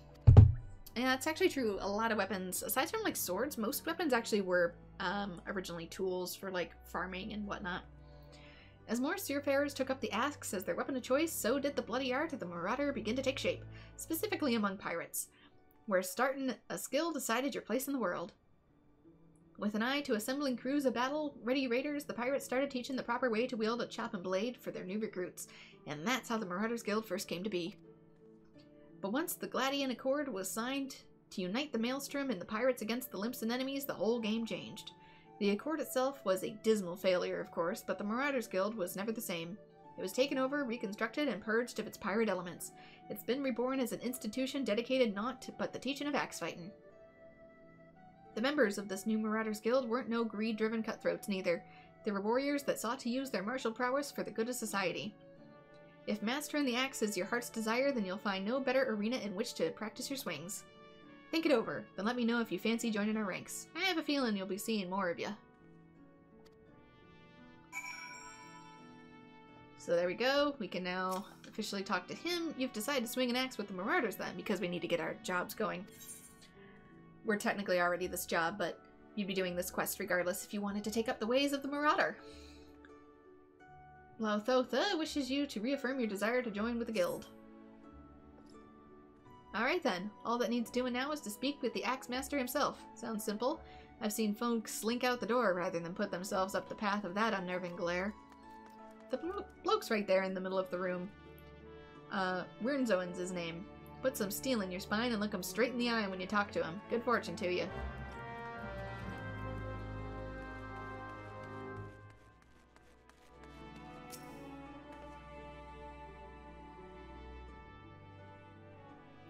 Yes, I'm Wyrnzoen, Axe Master they call me. Not the most imaginative of titles, I agree, but one should not underestimate the value of directness. I welcome your interest to our guild. The art of the Marauder is used to rend, to cleave, and to destroy. It is not our way to simply outfight our adversaries. We seek to overwhelm them. A Marauder must be the most powerful and enduring presence on the battlefield. We must account for the most enemies defeated. Our role in combat is that of a steel whirlwind, dealing death and destruction without equal. No doubt the question has already been put by you to Blauthoatha. But once more I shall challenge your commitment. Are you prepared for the bloody carnage that awaits as you initiate one of the Marauders Guild? Are you prepared for carnage? Yes. Very well. Your name? Attend me well then, Bren. Hold fast to this moment of dedication. The path of the marauder is a jagged and perilous one. The blood that spills at your feet will oft-times be your own. You stand now as a student of the axe. Let us waste no time in testing the edge of your chosen weapon. You shall wade straightway into combat as befits a novice of your discipline. Go forth and slay the bleeding, scurrying, crawling pests that plague the outskirts of Limsa Lominsa. Lost lambs, wharf rats, and the ladybugs shall be your piteous adversaries this day. Return to me once 3 of each creatures have fallen to your blade. Go kill shit. But yeah, I prefer warrior to paladin because I prefer offense to defense in this case, and I'll eventually be able to make a lot of my own armor and whatnot. It's no big deal. I'm good at the marketplace. But also, as well, for... I want to start off as a tank class, just because DPS is a little more squishy in every regard. Where the heck am I going? Close to home. Am I going down or am I going up? I can't quite tell if it needs me at the winch or not. I'm probably going to end up picking 1 tank class, 1 DPS class, and 1 healer class to go with for the main playthrough, though like I said, I will eventually work on everything. Is it the smith that wants to talk to me? Greetings, I'm one of the smiths, a stoker of fires and forger of futures. As a dedicated member of the Adventurers Guild, I've been entrusted with the task of providing assistance to new adventurers. I see you have recently taken up the adventurer's mantle. The possibilities stretching before you must be positively daunting. In the Adventurers Guild, we see new adventurers as fledgling heroes. You are our champions of tomorrow. Our nascent stars have limitless potential. My fellow smiths and I are here to provide you with guidance, but the guild also enlists a card of veterans who will happily share with you their accumulation of wisdom. You can recognize these helpful men and women by their title of mentor. Mentors stand ready to advise you on any aspect of adventuring. They have hundreds of quests under their belts and they'll likely have a solution for whatever dilemma might be causing you trouble. A mentor may even offer to accompany you on adventures. Now, I think a mentor is actually like an in-game player, not an NPC. I highly recommend that you take advantage of Mentor's aid to enrich your experiences in Eorzea. Pray do not hesitate to ask me if you would like to know more. I'm good. So, the new adventurer status is applied to all players who have recently begun their adventures in Eorzea, hence the little plant next to my name. Amongst Eorzea's thriving population, there are seasoned players known as mentors who have taken it upon themselves to assist new adventurers. When a new adventurer and mentor form a party, they both receive a bonus to experience points earned. Upon invitation by a mentor, new adventurers also gain access to the Novice Network, an exclusive chat channel where they can consult with mentors and share their experiences with other beginning players. So I'm good. I have the internet and Google, and Reddit is currently down for protest, which made configuring this quite interesting. But yeah, I have Discord if I need help. Ah, there you are. Enjoying your jaunt around the city, did you? If you mean to base yourself in Limsa Lominsa, that won't be the last time you'll visit them 3 places. And now you've got some idea what's where, you can start exploring the rest of the town.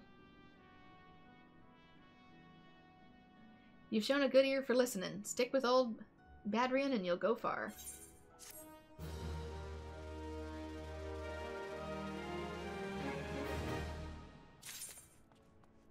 Ooh, that's locked.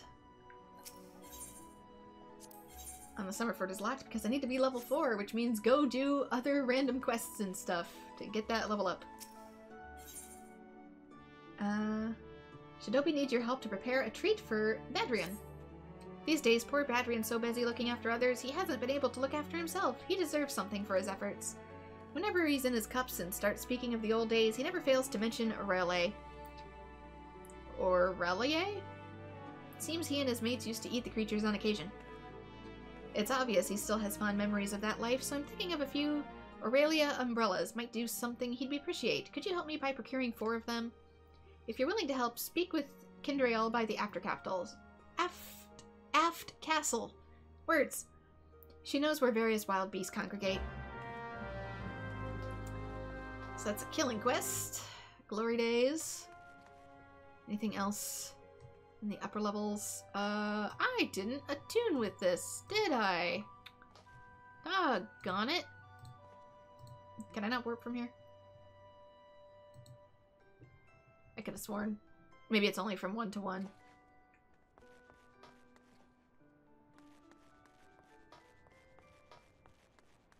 Gotta hoof it the rest of the way. Anything else down here? Yeah, there's a few things down here too.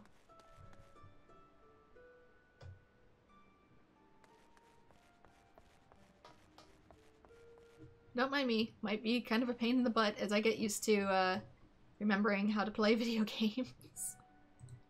Can I seriously not? I could have sworn I could have like warped from those. Maybe not.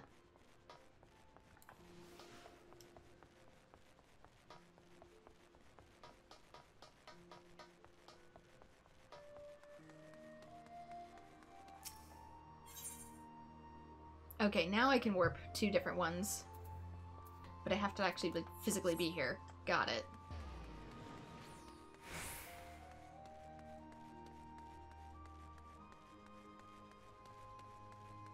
So one of these is a quest. I'm gonna go do that. And then I'm gonna head back down. Try and be at least somewhat consistent.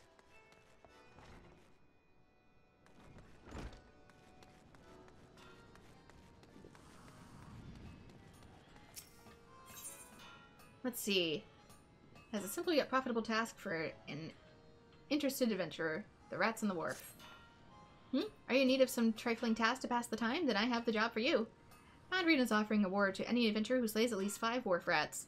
There's no shortage of the pests lurking outside the Tempest Gate, so you should hurry and take advantage of this opportunity.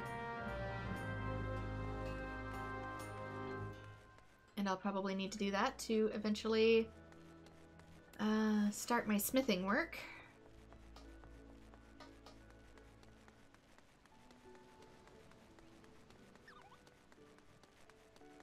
And like I said, these are going to be hyper-casual playthroughs for the most part. Hence why I'm doing them in the summer, where I need way less professionalism. Okay, yeah, I didn't unlock the... Oh, because I'm here. I unlocked the Culinarians, I did not unlock the Marauders. Let's go back, unlock the Marauders, and then we'll go down. Which I am... Where now? I'm here.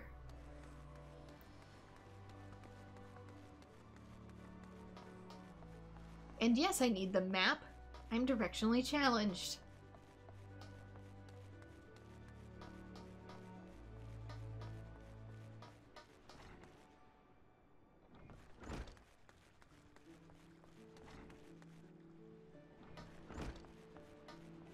Okay, get this crystal unlocked.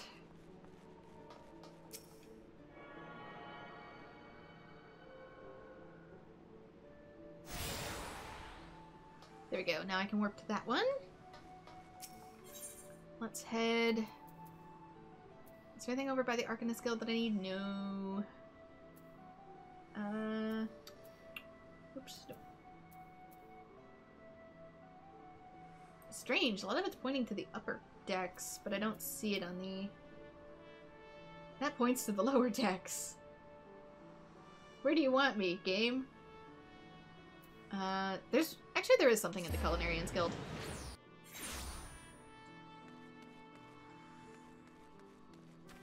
These icons are tiny. Ah, so you've spoken with Goldair. Within the bell, the Yellow Jackets will have the swindling scoundrel locked in a dungeon cell, and then I'll take my filleting knife and... Huh? Goldair wants me to go to the Coral Tower for questioning? But what more information does he want that my drawing doesn't already provide? Isn't a picture supposed to paint 1,000 words? Hey, not my fault. You're a chef, not an artist. A new sample from the 7th Sage? Alright, let's have a whiff of it then. Ain't smelled nothing like it before. A note has come up with it saying it's a root that's grown in Athard. Last I heard, Athard was under Imperial rule. How in the 7 hells did Cavalarian manage to get a hold of this? Any road, I reckon I can cook up something fresh and new with it. Thanks for the delivery, friend. Alright, back out. Either way, doesn't matter. I'm not used to this camera yet. It's kind of backwards from...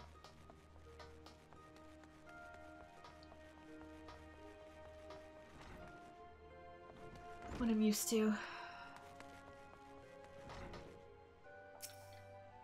Welcome back. It should seem that both samples were rather well received, and this is in no small part due to our affordable courier. You know this how, despite the fact that you have me deliver them?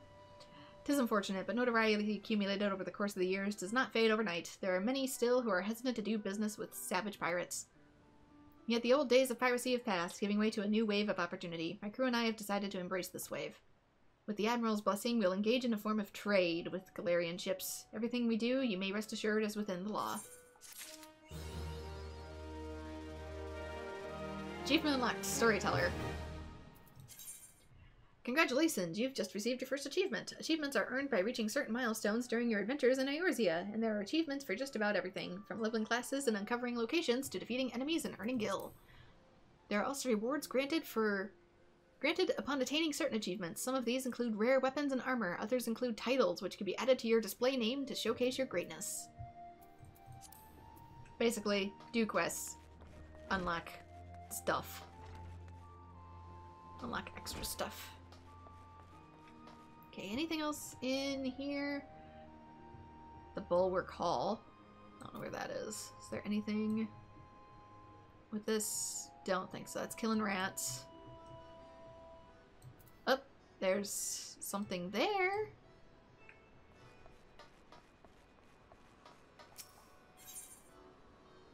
It's so close to the stairs, it's kind of hard to see it. Oh, somebody's doing a thing. I don't know what that thing is, but they're doing a thing.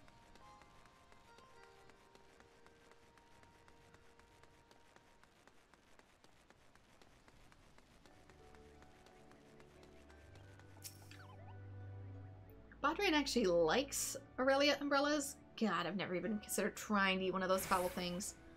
Nevertheless, if it's an Orlai you seek, you ought to find plenty by the river just past the Tempest Gate into the east. Okay. Next. Killing stuff, killing stuff, killing stuff. Deliver missing persons list. So-and-so at the hall. So I need to head back down.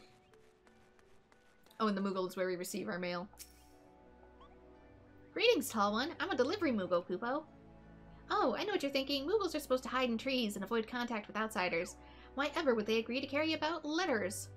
Why, indeed. If I had my way, I'd be curled up under the canopy of a nice oak dreaming about some beautiful Mogulette with a rainbow-colored pom-pom, Kupo. But no! The moon had to go and drop from the sky, causing all of that terrible commotion.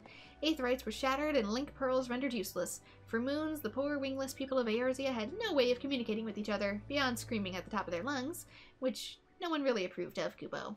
Agreed. That is, until the little horned one asked us to assist by delivering messages. At first we were wary of showing ourselves, worried that one of you might catch and skin us, like you do every other forest furry. But once we saw how much we were appreciated, we knew we'd found our new calling. And I personally promised to try and not read any along the way, Kupo. Look what we have here! A new letter has arrived just for you, Kupo! Thank you for playing Final Fantasy! Yep. Moogle Delivery Service. The Moogle Delivery Service can be accessed by speaking to one of the many delivery Moogles stationed around Eorzea, or by clicking on a Moogle letterbox. The service can be used to send messages, items, and gil to anyone on your friend list. So, yeah, you can exchange with people. Pressing the new button located in the upper right-hand corner of the Moogle Delivery Service window will open the letter editor. In addition to composing your message, this interface can be used to specify a recipient as well as attach gil and items. So we get one from the game dev team. Enclosed is a 4-piece set of adventure attire. May it... Never mind. So there we go. Oh! I had this in my old character, but I didn't know I'd be getting it in this one as well. This is Cloudstripe's outfit from Final Fantasy XIV. Armory chest. Since the armory system in Final Fantasy XIV allows you to change your class or job simply by changing the weapon or tool in your main hand, it is recommended that you always have several sets of gear on hand. However, gear can take up a tremendous amount of space in one's inventory, which is why all adventurers carry an armory chest, which is going to be at the inn as well. All gear purchased, crafted, or found is automatically stored in this chest, leaving your inventory free to fill with other items such as potions, crafting materials, and food. Gear in your armory chest is categorized and sorted by type and can be equipped or discarded directly from the chest's interface. The armory chest can be accessed at any time by selecting the character from the main menu followed by armory chest. Untradable items. You have obtained untradable items. This item is yours and yours alone and cannot be sold or traded on the marketplace. So the outfit we just got, we can't put up for sale. You obtained a unique item. As this item is special, you can never possess more than one at a time. Alright. So, get rid of that. I can stop having our mail ping us up here. But basically, if you have mail, it will tell you. So I can't tell if I need to go above or below.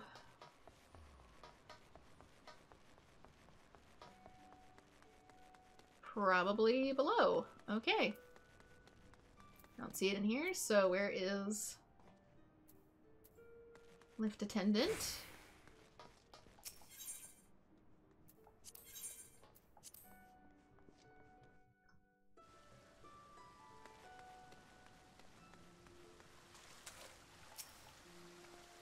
Welcome to Limsa Lominsa.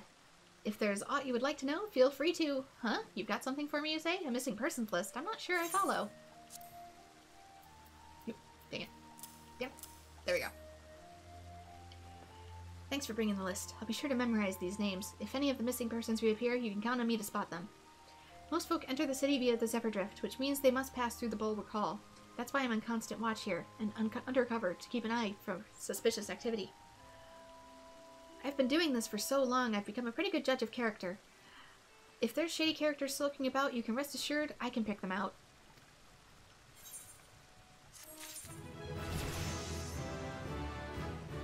Level up! Level 4! We can now do the next quest. And with our level, we also gain new ability, Maim! We'll get to that when we get to that. Melee-oriented classes such as Gladiator and Marauder can chain together their weapon skills to deal additional damage or inflict additional enfeeblements to their targets. This is known as a combo. Combos are not available to Pugilists, as this melee class employs a unique weapon skill changing system, and yeah, that'll be its own thing. If a weapon skill can be chained with another, it'll be indicated in the Weapon Skills Help tutorial under Combo Action. In this case, a Vorpal Thrust to the left. If executed immediately after True Thrust, the potency will be increased. Yeah, I'm not accepting that. Sorry. So basically, if I use Heavy Swing, I can immediately follow it up with Maim and do more damage with Maim. Some weapon skills must be delivered from the specified direction to maximize their damage. When a weapon skill can be chained into a combo, its hotbar icon will be outlined with a flashing yellow border. The border will fade if the weapon skill is not used within a certain amount of time. Learn which weapon skills chain together to maximize your battle efficiency, so when this one is combo potential, it'll have this, like, yellow outline to it. Free companies are independent player-operated organizations, not unlike guilds. While there is no restrictions on who may join a company, players cannot belong to more than one free company at a time. So basically, this is if you want to join actual guilds with players, which I'm not going to do at this time. Companies in advance will rank as their members earn company points. By undertaking various duties around Eorzea, the tasks will also earn the company's credits, which can be used as currency to purchase various items. To form a company, a player must first draft a petition, and then get 3 other players to sign it. These 3 players will become the founding members of the company. So basically, if you want to join a guild with other people to do quests and stuff together and share inventory and housing and yada yada yada. But that is a long ways off. Nantamo needs help keeping the city bright and a cheery place. Sounds like you're already in the Yellow Jacket's good graces. You truly are a model adventurer, a paragon amongst your fellows. Do you think you could do me a favor?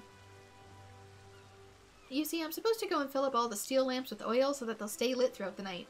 But thanks to this business of missing people, I simply can't leave my post. If you could tend to the street lamps in my stead, I'd be eternally grateful. Oh, and when you're finished, please fetch more oil from Sisapu and the Fisherman's Guild. We're running low here, and she cares for our stores. Key items can be used on targets by first selecting the target, then selecting the appropriate icon from the key items window for use. Some more things here. The Bismarck wants fresh lamb, does it? Gods, I could go for a slice myself, fresh off the grill and dripping in its own juices. Me too. But I can't really eat much at the moment due to my sickness. Ugh, sorry friend, I haven't had a single bite to eat since my shift began. Any road, you can get lamb easily enough by hunting them that graves outside the city. Go to the Zephyr Gate and follow the path east and south for a bit. You'll run into the fluffy and tasty critters before long. Yeah, I can't eat meat yet. My digestive system is still, recovering.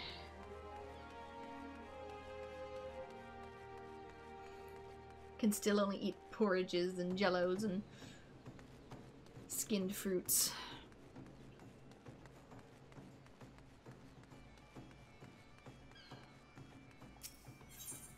Alright, let's oil up the lamps. Basically, you can use items like this. It isn't just for handing over, it's for interacting with the environment.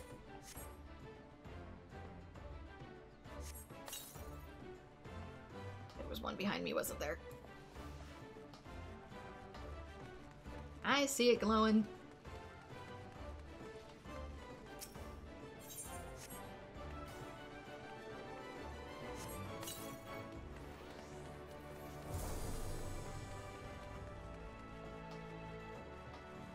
I do kind of wish your ability to run was longer, especially now that mounts exist in the game.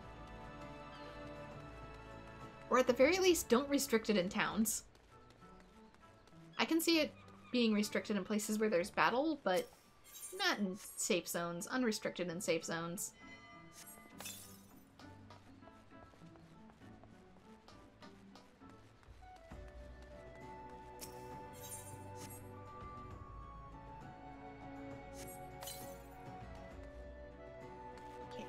One looked like it was over here, but I can't tell if it's on the... It's gotta be on the inside somehow.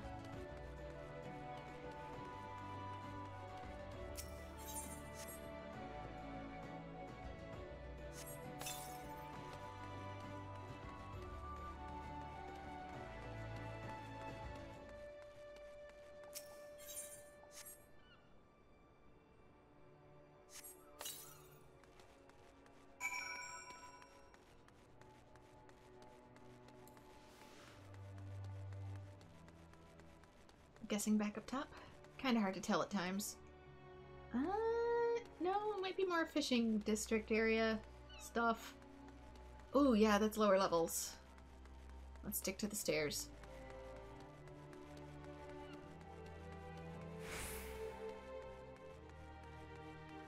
Down here like this. There we go. If I'd paid any semblance of attention, I would have remembered that she says we owe the fish people. Or I should say fisher people, because there's literal fish people in this game.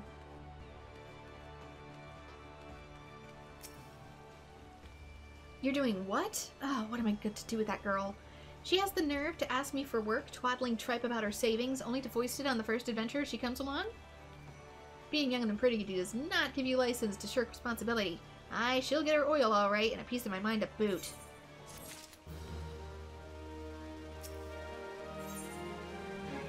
Sissipu, the Fisherman's Guild, wants to order a new fishing boat. The calamity really knocked the wind out of the fishing industry's sails, but the fisherfolk are starting to return to the seas once more. It's past time I did the same. But before I can put out to sea again, I need to have a new boat built. Our guild has always commissioned Naldique and Famili for its crafts, but they're beastly busy these days. If you want something to do, mayhap you could run over to the Armorer's Guild and consult with the Forge Master Hansa in my stead. I would know how long we might expect to wait.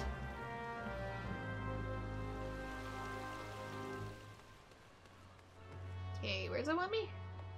Tame Lamb. The Armorer's Guild. That's gonna be over here. Are there any... Thank you. Okay, that looks like it's gonna be up top.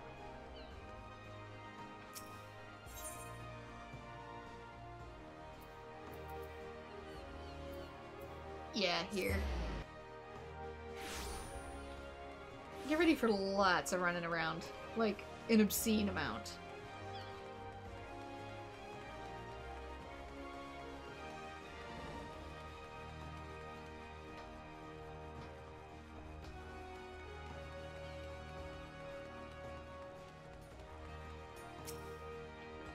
A new boat for the Fisherman's Guild. I'm afraid now isn't the best time.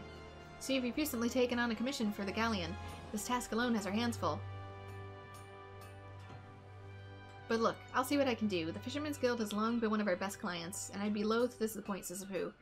It may yet take a while, but I should endeavor to have her boat ready in a timely fashion. Why can't I? Why can't I complete the... Hello? It says it's a level 3 quest. Why can't I... decline? Why can I not accept?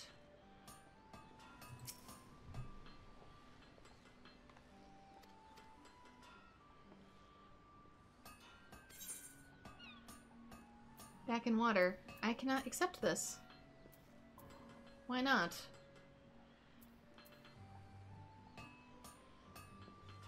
Am I not high enough level? But it says it's level 3 and I'm level 4.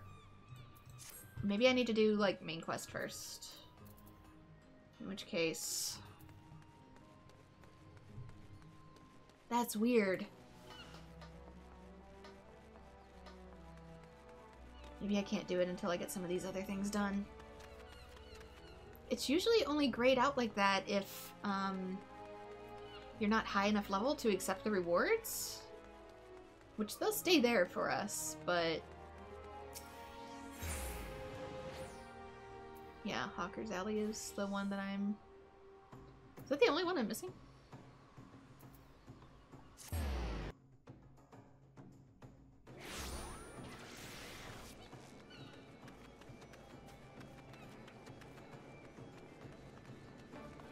Oh my gosh, what a nightmare.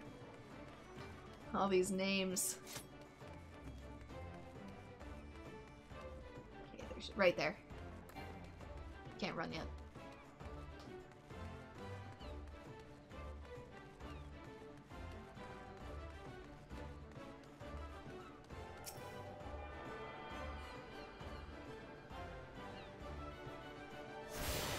There. You've attuned yourself to all the Aetherite shards in Limsa Lominsa. The Zephyr Gate, the Tempest Gate, and the Airship Landing are now accessible as Aethernight destinations.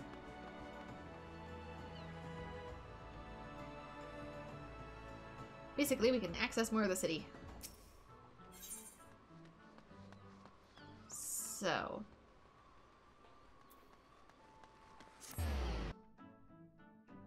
I'm gonna go see if I can accept my new main story quest. Because sometimes if they're still grayed out like that, the reason why you can't finish them is you need to go further in plot. Media has informed me that unlike last time, it's sure to be of interest to you. Oh, you've returned. I hope you do not harbor any ill will towards me for my earlier deception. You say I believe the most important lesson for a green adventurer is to learn that you should always question the motives of everyone you meet. If I've given offense, allow me to make it up to you with some advice. Tell me, have you visited the eyes outside the Tempest Gates and past Madman Bridge? The sentries stationed there keep watch over the road, and when trouble arises, they sometimes turn outside for help. If you wish to make a name for yourself as a trustworthy adventurer, you should speak with Kreda and the Eyes to offer your assistance. New quest. Batteran, proprietor of the Drowning Witch, waits you to lend a hand at the Summerford Farms.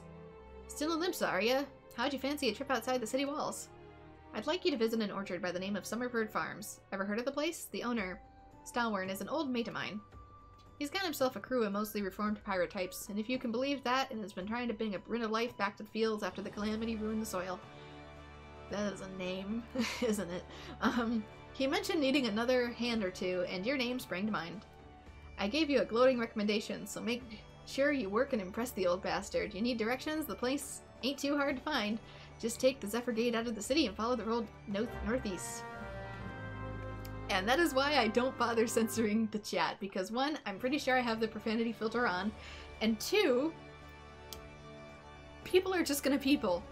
I'm gonna mark it as a mature experience on Twitch, so if you see naughty words, woo, it's on you at this point. Okay. So I think we're gonna go outside. Since I'm gonna get some of these other questings done. So, Lower Lanasi. think the closest one is here. I'm gonna go here. So I'm pretty sure it wants me outside this way. There's multiple exits.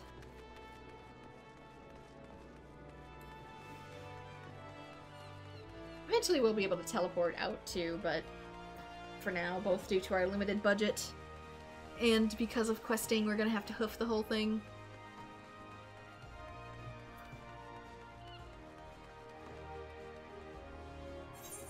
Middle Lanasi, the Fate system. You discover a new location. Fate is short for full active time events. These public quests occur periodically in real time around Eorzea, and anyone can participate by simply showing up before one ends. When you sense a fate nearby, a message will appear on your screen and the location will be displayed on your maps. So it's going to be these purple icons. The type of fate in progress can be identified by its map icon. Mousing over the icon will display the fate title. So these are like temporary quests, and there's always going to be a few active on the map at a time, and other people are going to be able to participate them at the same time as you. You'll automatically join a fate the moment you cross the event threshold. At this time, the fate title, objectives, and the time remaining will appear on your duty list. If you are several levels higher than the recommended level, a level sync button will appear on your duty list. Press the button to automatically lower your level so that you may participate and receive rewards. So if you're too high level, you won't be able to participate, and you can sync your level lower to make it match up so you can participate, though the rewards will obviously be to match. Battle. Select a target on the D-pad and press confirm once to target it. Pressing confirm a second time to switch active mode and ready auto attack. Approach and face the targets to start the battle. 2 rotating arrows will appear over the targets you are currently attacking. Various actions, such as spells and weapon skills, can be performed by using the cross hotbar at the bottom of your screen. This thing? The cross hotbar is only available in gamepad mode, so you can move these buttons around if you're not in gamepad mode. I'm just a weirdo, and I'm gonna get people yelling at me, I know it. The action set to your cross hotbar can be initiated via the corresponding button combination, which consists of holding one of the L or R buttons and pressing one of the D-pad or the face buttons. When a new action is learned, it will automatically be added to your hotbar, so I can change these though. I can change where they are. And if you're on mouse and keyboard, it's just going to be assigned to a button press. You can also click them. Most actions require magic points, or MP, to execute. Down here. In addition to having recast times of various lengths, though MP slowly regenerates over time, there exist items and actions which can be used to immediately restore them. So long as you're not in battle as well, you will restore both HP and MP. This dude is flickering something bad. Oh, it's the windmill. Disciples of Magic and Disciples of War, who specialize in ranged attacks, such as archers, are best suited for fighting their targets from a distance. The range and radius of an action can also be confirmed in the help window. Eventually this will get some ranged abilities as well. Ooh gosh, let's get the right map. I wish it would automatically update, but no. So see how this has a little quest marker on it?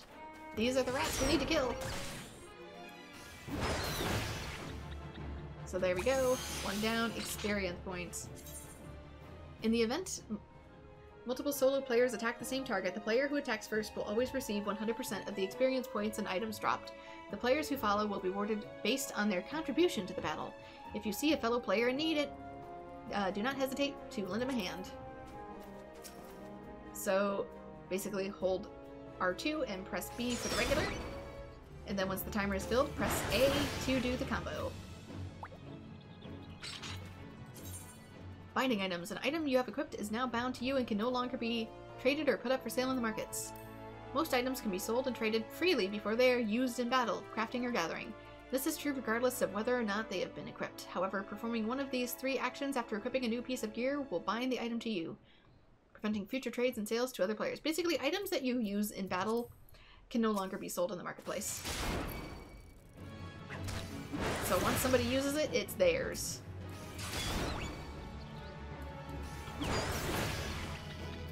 So if you aim to sell it, don't be using it. Okay, I'm getting decent experience for this.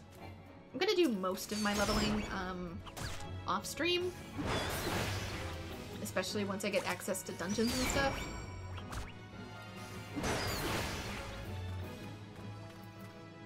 Some of these are probably gonna respawn too. Oh, it's the sheep.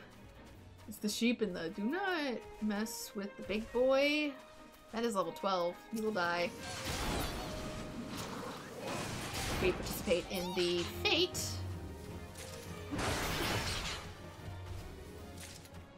Let's see, 8 minutes left on the fate.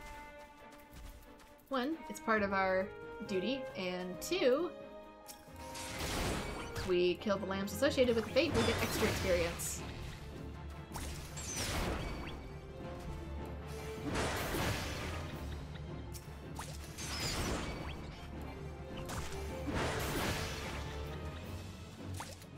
There's more. You can tell which ones are associated with the fate because they have the purple icon next to their name. This one has NPCs fed alongside you, probably to help prevent noobs from dying. But you can see that not all lambs are created equal.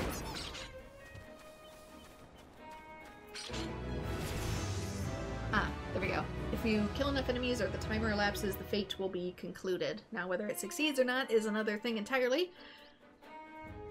But you'll always get rewards even if the fate fails. So once a fate is complete, a window detailing your reward will be displayed. Rewards are distributed to all event participants and are based not only on success, but individual contributions. The more you do, the more you earn. The more active you are in completing event objectives, the greater your contribution will be deemed. Contribution is indicated via the gold, silver, or bronze medal that appears in your reward window. Oh, I didn't know that. I just get them done and don't care. Alright, I need ladybugs. I need 4. I also need 4 Arella, which are going to be somewhere else.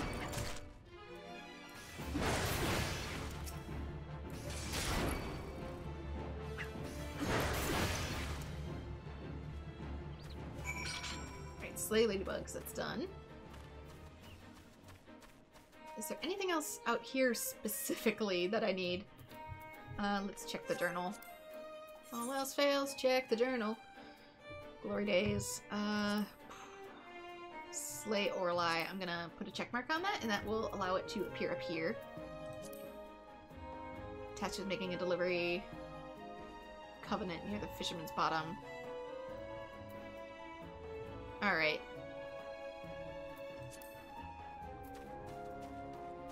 So I don't think the Orlai are going to be here. No, they're going to be further out in the Lanasi. Which I can go around. If things aren't too crazy powerful, I can always walk my way over. Enemies that have blue icons next to their name like this aren't immediately hostile, so they won't attack me first. They only attack me if I attack them.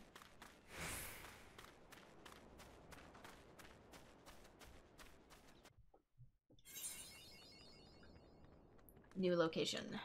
Yeah, I have to be a little careful with this though, because enemies are slightly higher than what I once was.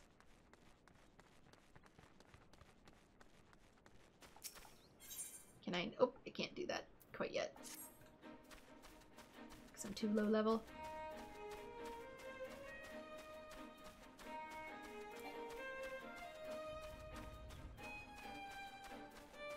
So I'm kind of going a scenic route, but we'll get there.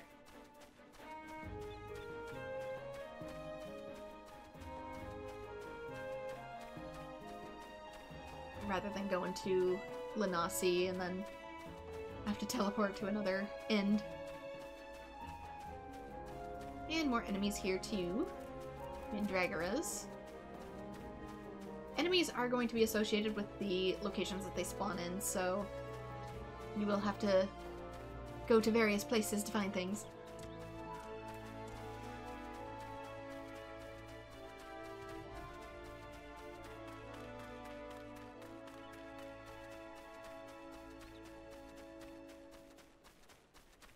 There we go. There's an Aurelia. Level 4, so it's a little more powerful.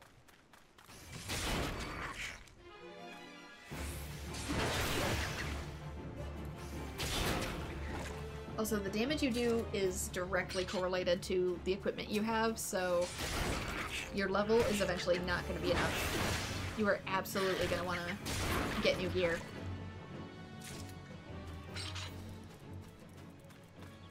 Though what you do with the old gear is up to you. You say someone told you to come to me for work last? I'm afraid you've been had. We're known to hire adventurers, 'tis true, but we always go through the Adventurers Guild. Even if I wanted to assign you duties, Yellow Jacket regulations prohibit me from doing so directly. Now if you don't mind working for an unofficial capacity, I have a personal request I can make of you. I can't collect these yet? Oh. That's why. I totally forgot about this. You have to choose which reward you want before you can select to complete, because you only get one of these. That's why. Okay. So this is for intelligence and mind, and this is for strength and dexterity. And then this can be used to sell for more gil. The elegant silver piece. I'm gonna go probably with the pants, because you can see it's pretty decent equipment. So let's complete. There we go. Oh, people are probably yelling at me in the post stream. I'm so sorry. It's been a year since I've done this. So with that, we can also go onto our character and start equipping some stuff. So do I have... Okay, this is our armory of where we keep stuff. We only have limited space though. So eventually we're going to start running out of room. And since you can see like this is a special outfit, but it's lower in stats, we're eventually going to be able to put that into a special type of crystal that can overlay anything we're currently wearing. So for a while, my character is probably going to be a bit on the ugly side for fashion, but it is what it is. How many hands? Technically. Okay, we have new leggings. As you can see, this increases our defense and can be equipped by certain jobs only. So only the Disciple of War classes can wear this. If you're a mage, you cannot pick these.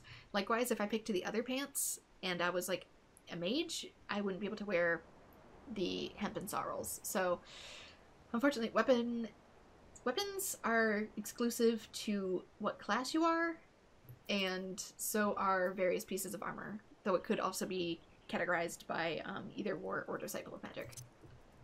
So let's change this out. It'll also change your character.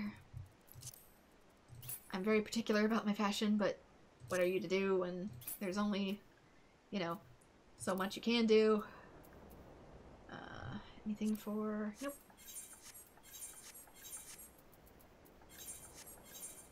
Oh, do I not have the... Oh no, I don't. There was originally a ring that you got for being a brand new character that doubled your experience. I don't have it on this character. Oh, it's gonna take me longer. Soul crystals are... Ignore that for now. We'll get to that.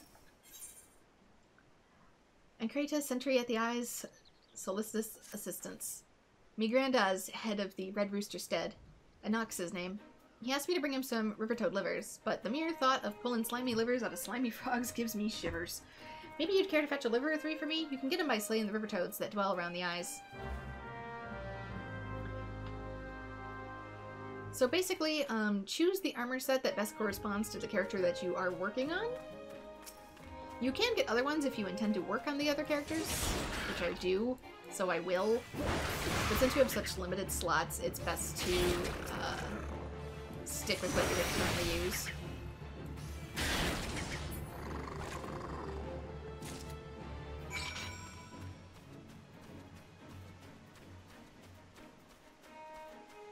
Okay, we don't need to slay any more Orli. So since they're level 4, I might... just to get my level up a little higher. You also auto-attack, by the way. In between your combos. What's it want here? River toads. Slay river toads. We'll slay river toads. Level 4, that's fine.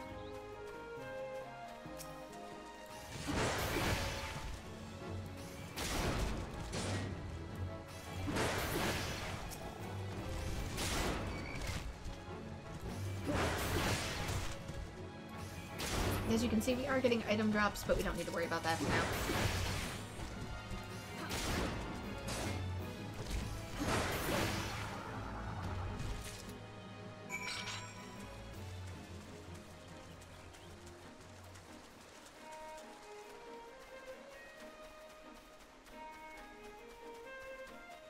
Also, I will be keeping my original armor set, just aesthetically.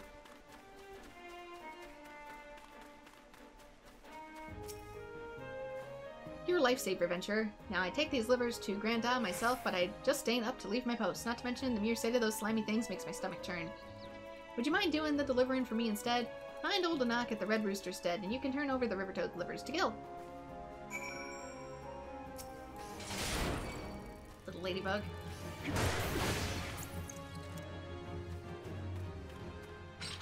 Like I said, I'm just kind of killing everything for the experience at the moment since I renewed it. I needs it. I needs it really bad. Where's it want me to go? Cry me a liver. Some of these quest names, I swear. Where the heart is. Should I?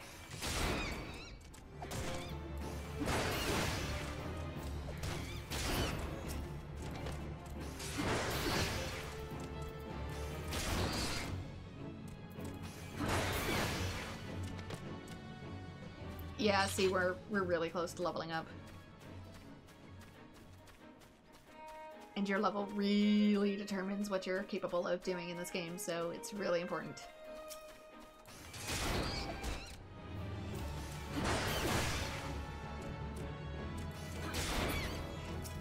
This will probably level me up. Ooh, really close. One more.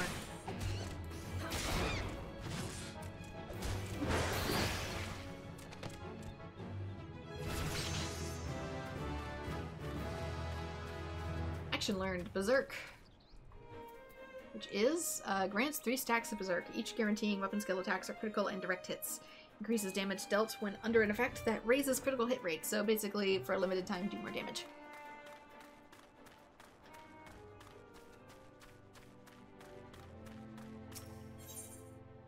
Where the heart is, missed.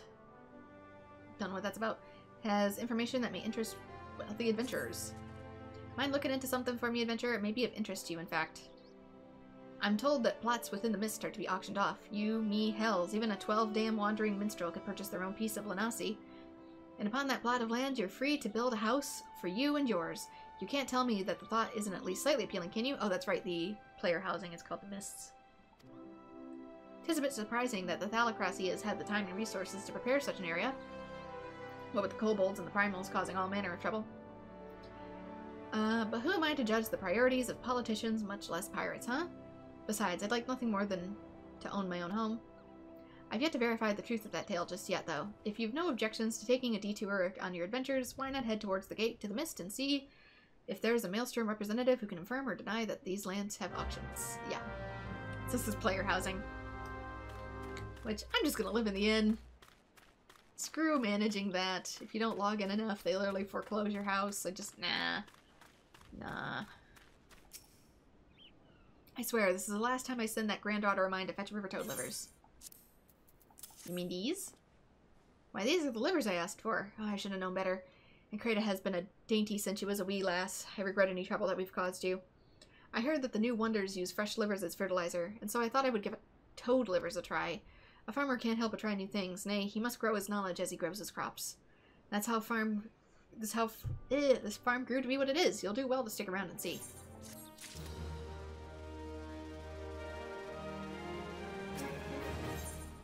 Yep, see level 6. Anak seeks an adventurer to assist the Red Rooster stead. I hope you don't feel sheepish about hauling a wee bit of wool. The flock's fleece is shorn and scored, and the sack is all set to sail. Normally, the maniac miller up north takes it and felts it for us. But it seems the only wool his courier's tending to today is his blanket, the lackadaisical loafer. So I hoped you might see to the sack of fleece down by the flock's pen reaches the miller.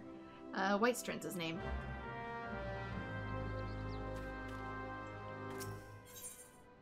Wilgrim's been losing his sleep over his sheep. They call me a stead shepherd, but all 3 kinds of livestock we breed here fall under my crook. Nevertheless, sheep remain my first love, my one true passion. So you can imagine my dismay at finding my flock in frumpy fleece. I can't very well take worn-out wool to market. A sheep with no shine is good for nothing but mutton. But where there's wool, there's a way. See what Chartain has to say. Yeah, it really depends on the breed of the sheep. Whether they're good for wool or mutton. As well as the fact that How is he? I find that quest name kind of funny. Losing sleep over sheep, despite the fact that's what you're supposed to count. Arnoa has some moles she would like to be removed. A lifetime of meticulous research into the advancement of agricultural arts has taught me anything, it's that the fruits of knowledge are incapable of preserving themselves. With an adventurer's brawn to protect them, I fear all my work will come to naught. Take, for example, the splendid ogre pumpkin crop I was able to cultivate. Years of hypothesizing and testing has at last made it tangible, only to be snatched away by those subterranean sorners, the clever hedge moles. I've already engineered the pumpkins to resist fire, drought, frost, weeds, insects, and festive rituals. Excuse? It resists festive rituals? You mean carving? I just need someone to kill the moles.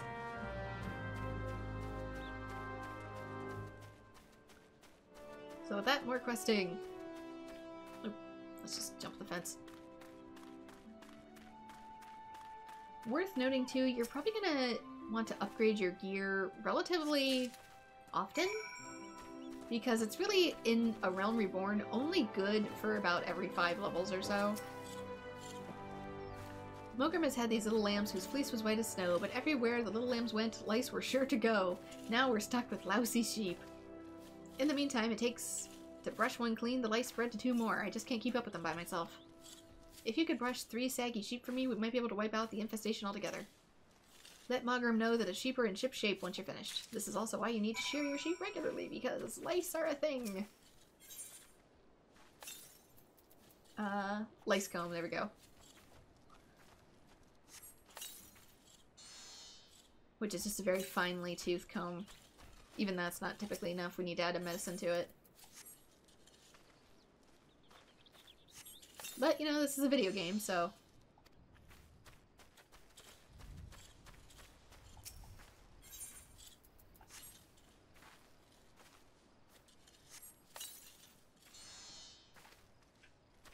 The sheep looks relieved. I would be too. Yeah, screw lice. Just shave me bald. I'll work out the rest myself. It's not worth it, man.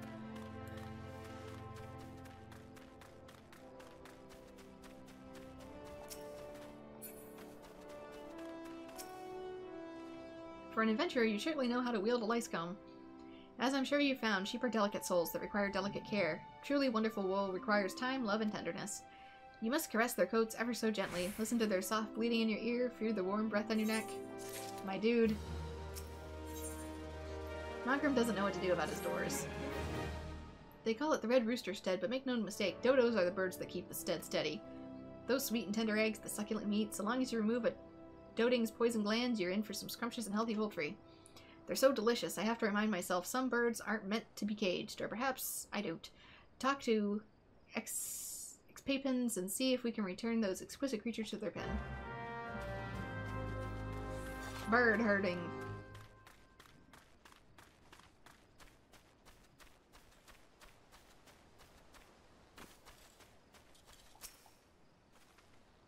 I'm ever pleased to see you. I was about to cry foul, but with your help we can round them up.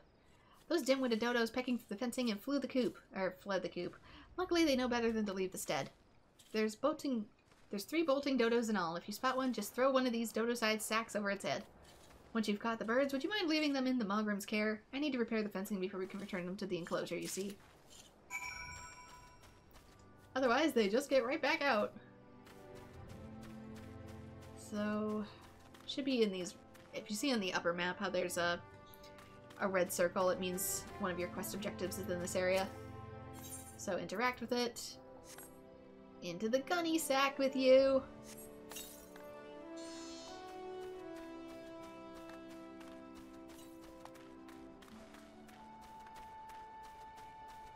And don't worry, other players cannot interrupt your quests. It's around here somewhere. Here, bird!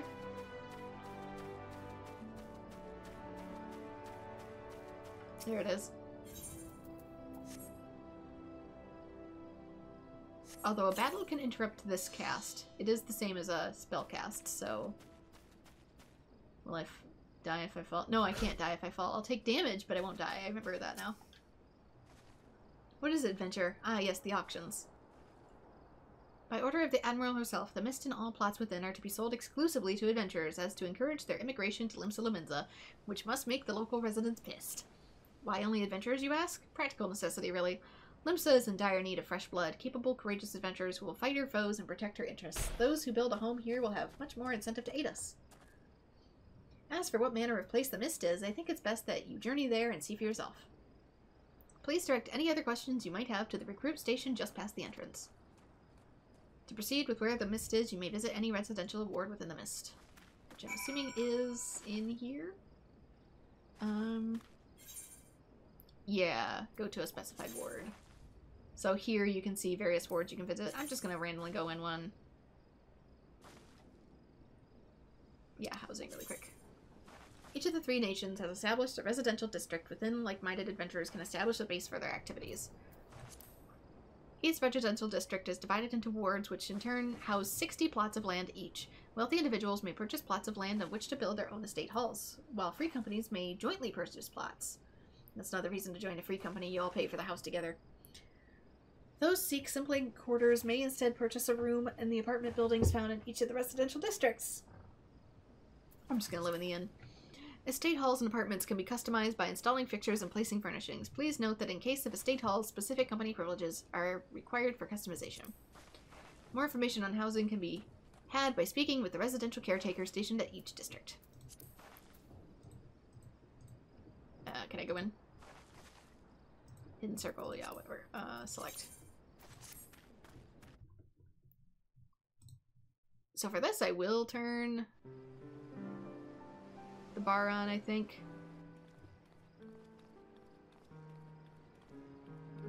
Just because.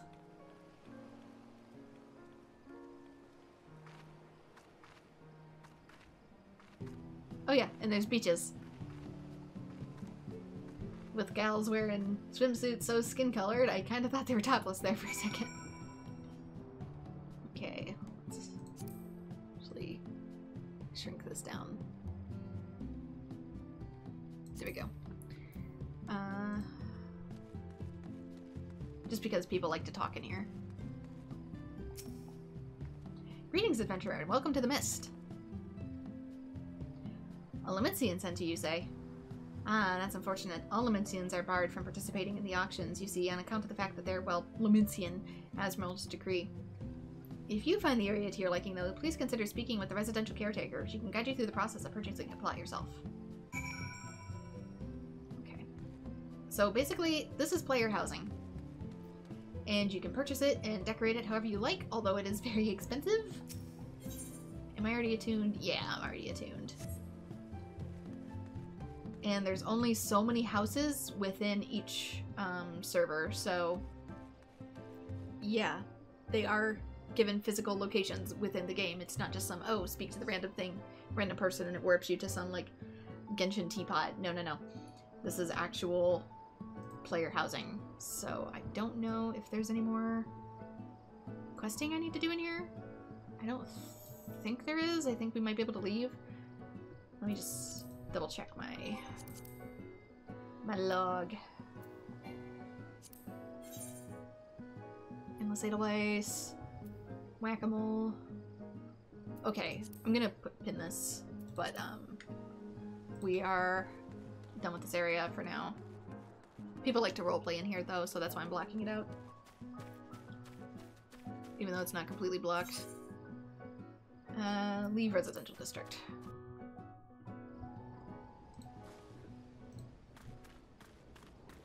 Which also counts as a sanctuary, so if you want to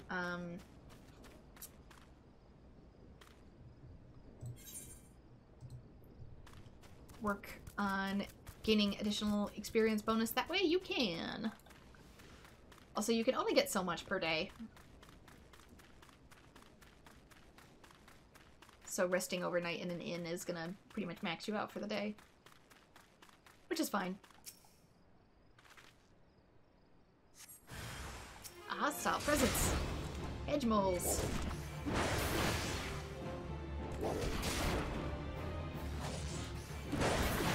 It's level 6, so it takes a few more hits.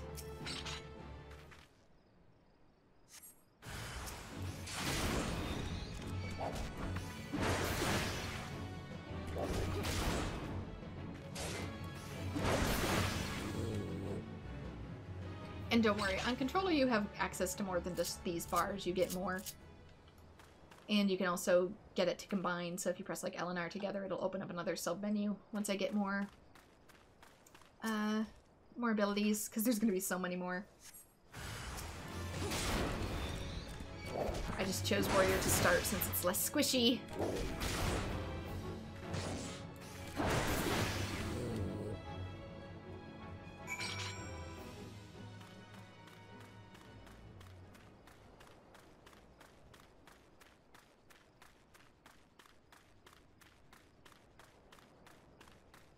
Hopefully audio is okay.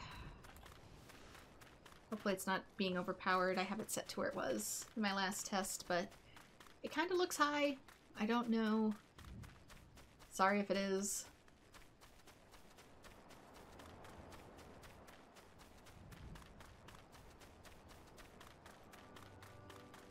Alright, there should be a dodo somewhere in here too. Where are you? Since it gives me the general area, but doesn't exactly tell me where it is. Where are you hiding?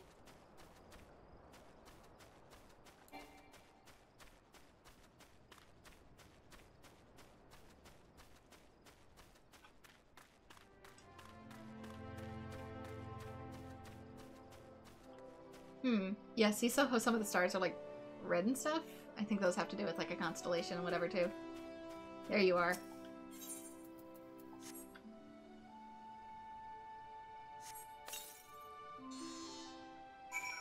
Should be the last dodo for that quest.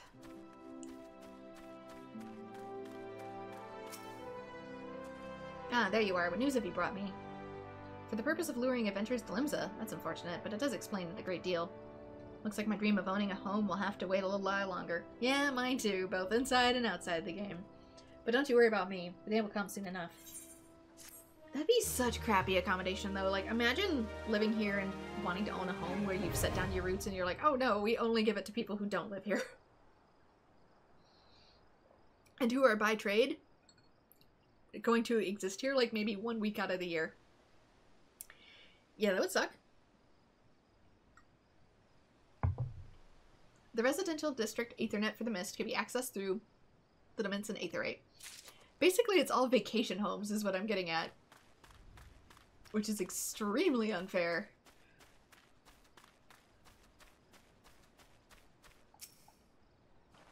Well, that was easy. It makes me wonder why I've spent my life formulating complex solutions to problems rather than merely going around killing things. Nevertheless, I'm afraid it's a bit too late to alter my methods now. I'll continue to focus on the complex solutions, and have you stick around to kill things.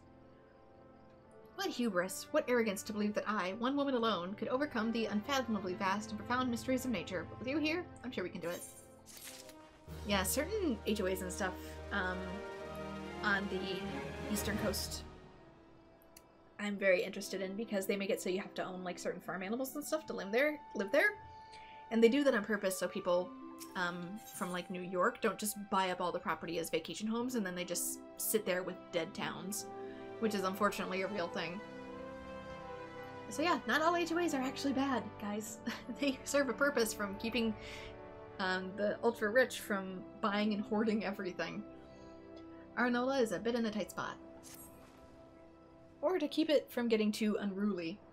Care to partake in the inexorable march of science? The concoction I'm currently formulating could change horticulture as we know it. Imagine, a fluid one could strew over crops to ward off pests. All I need are some ladybugs and some squash. And someone to squash them. Ladybugs simply cannot resist aphids. Find some air-thick lavender, dab it with a bit of aphid nectar, and they'll come swarming to the slaughter. I'm actually allergic to the compounds that ladybugs produce. They're sort of like stink bugs since they're related to stink bugs, and that's why if you squish a ladybug it smells really, really bad. I'm allergic to that secretion and it actually gives me migraines, so yay, fun job for me!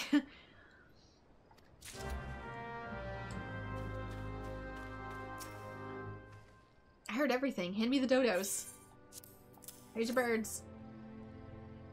Oh, my precious darlings. Without their poison breath, they're defenseless out in the wild. Daddy Dodo gets so worried. And now my dodos have a mommy. You'll stay around and look after my babies, won't you? At least until they're ripe for the slaughter. Such a paradigm shift.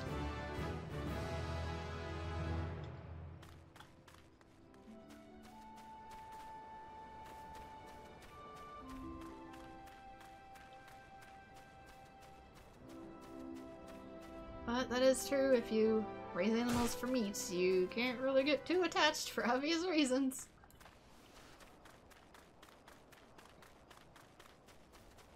That's also why the chickens my family helps raise are just for eggs. They get to live their little chickeny lives to the end.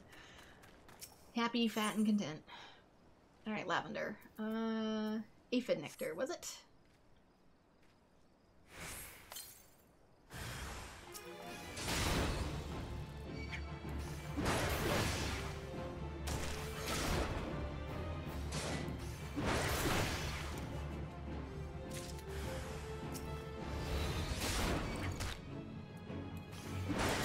Back to back until they're done.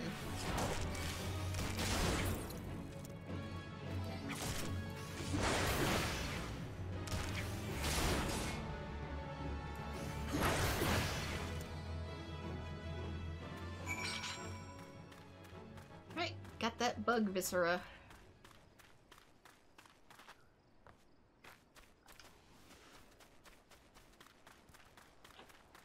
And you might as well do quests. Honestly, I think it's gives you better gear and stuff, and it's easier for leveling than just killing stuff out on the field. Plus, makes for a more entertaining stream if you actually do quests. Return to me once you've collected 3 files of ladybug viscera. It's elementary, really. Aphids live in fear of ladybugs, and so applying the scent of ladybug blood to our crops is certain to ward off parasites. We are manipulating the laws of nature.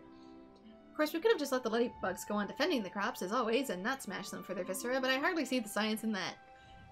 Leave the ladybugs alone!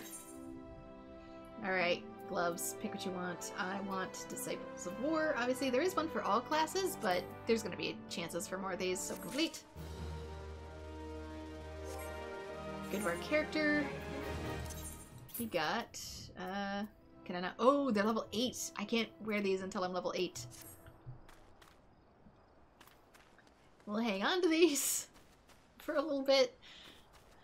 Any other ones in here? Yeah, there's one over here. A Wool's Errand. We'll go do Wool's Errand. I don't know, I kind of like doing the quests on stream. I know for other people it might be boring, but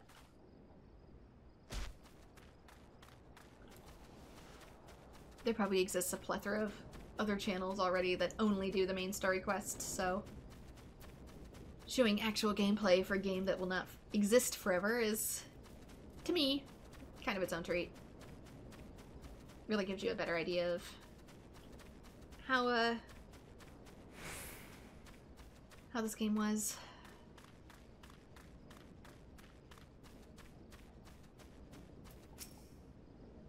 A miller with no fleece is an artist with no canvas, a poet with no words, a man with no purpose. Curse that blessed courier. Do sheep stop growing? Does the mill stop churning? What entitles him to rest? Let him count the sheep in his bed. The wool is at last mine, and soon the felt should be wrought.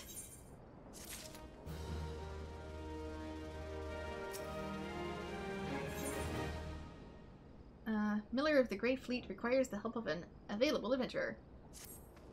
Now, felting wool is all well and good for the run-of-the-mill miller, but you know what gets my grindstone spinning? Grain. What worth has wheat? None. Unless you're hungry. But once shredded to fabulous flour, even the confounded Galagos can't keep their hands off it. Which is precisely why I need you to slay them and recover 4 sacks that they pilfered. Once you've done so, take the sacks of flour down to the stead, and Skarmnar will take care of the rest.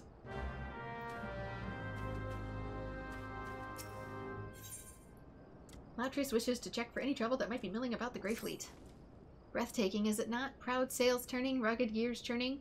The mill never stops, and so neither can the millers assigned to its upkeep. Vigilance is key. By addressing tomorrow's issues today, we assure the wheels of prosperity continue to grind. Unfortunately, my hands full with the work of the day, and I cannot leave my station to tend to inspections. I would entrust this duty to you. Seek out the other millers, heed their concerns, and appraise wise a trend of your findings.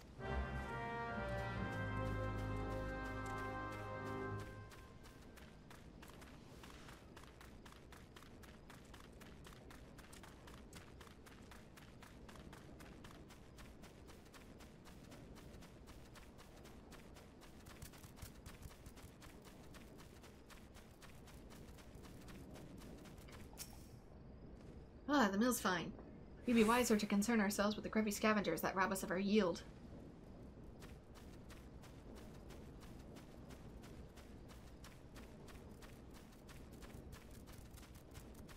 Apparently, too, this game is going to get a graphics update, probably between July and December, but I figured that was too long a wait to start this. I haven't noticed anything off myself, but let's have a look now, shall we? Looks here. The sail's been nicked a bit. Nothing urgent, mind you. The cloth we use is the same they use for sails out in the sea, made to stand up to the blustering wind.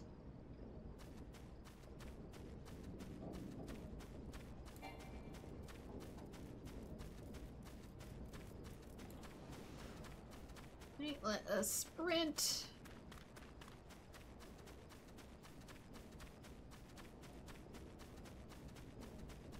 So if you don't like running around, you're going to be in for a bad time. Well, you see the mill spinning, don't you? What more do you need to know? Only problem I have is you meddling in my chores. Away with you, then.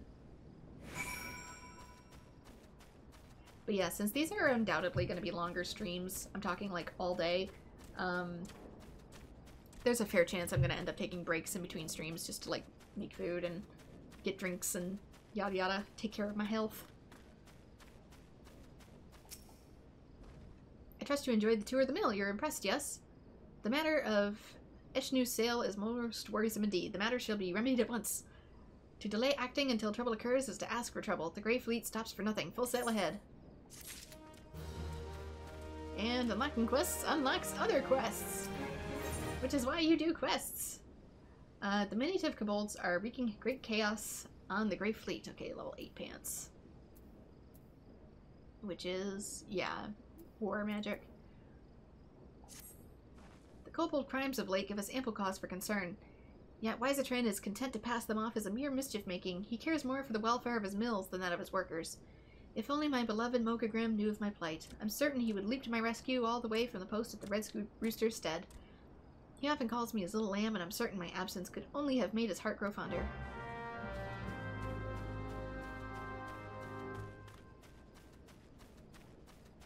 Okay, wants me to get something over here. Ooh, level 9. Yikes, that might be bad. Always check the levels of what you intend to kill before you kill it. And the fact, too, that my axe is level 1 still. Yeah, kobolds are nasty. They're gonna gang up on you if you take part in that, so...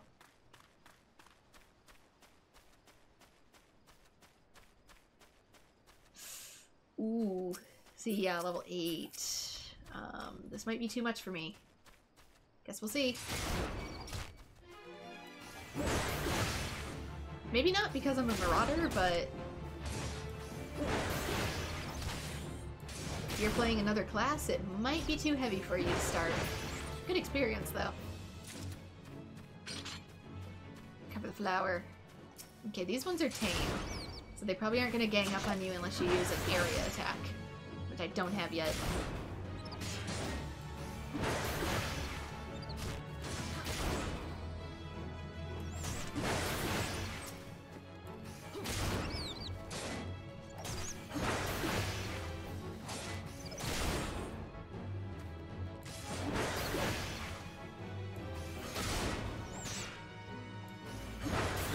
Also means you noticed a couple times I hit and it didn't do any damage. That's because your accuracy is lower if you aren't properly equipped.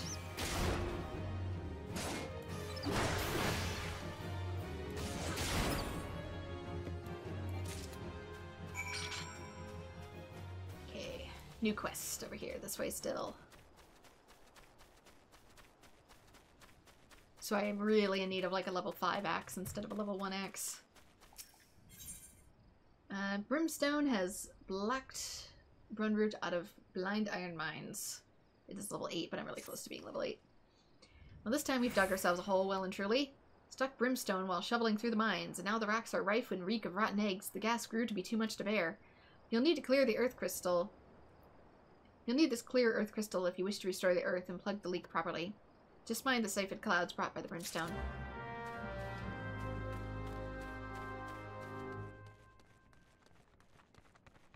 Okay, so there's probably going to be stuff that can kick my ass.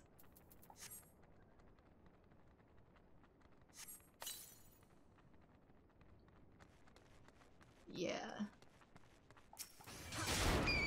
I'm really worried about that. I'm worried something's gonna pop out and be like level 8 and kill me.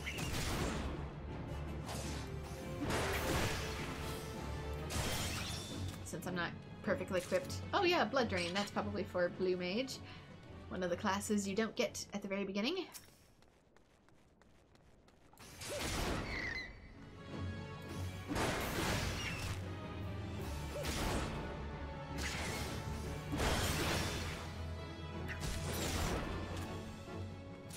Just killing them for the experience. So that way I can finish this quest.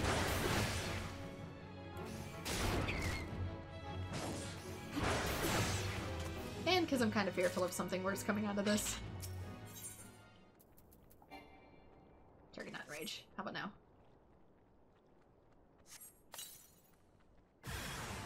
Yeah, see? It's only level 6 though, so I should be fine.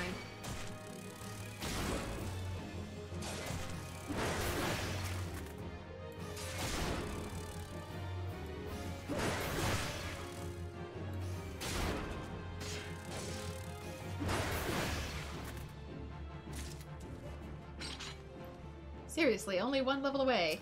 I'll need to be level 8 to collect the reward, so I am going to kill one more bat.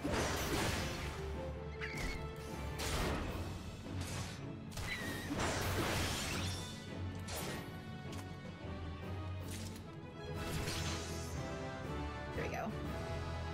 So, you are capable of accepting quests earlier than your level by a few levels, but unfortunately for accepting rewards, you do have to be the same level. Role actions.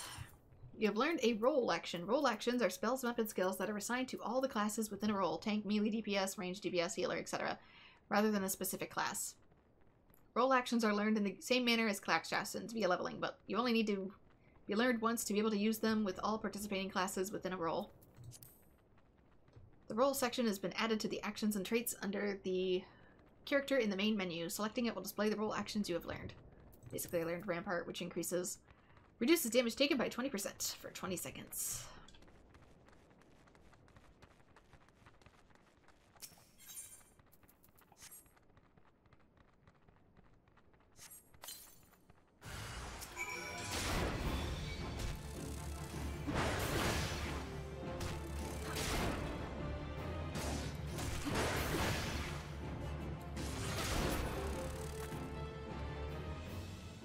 And no need to collect stuff by staying around, because you'll automatically collect drops from enemies. You don't need to pick stuff up off the ground.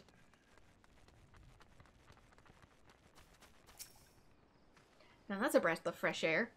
For many of the miners, a bit of brimstone is nothing to write home about, but I'm the one who has to write the letters when the gluttons choke to death down there.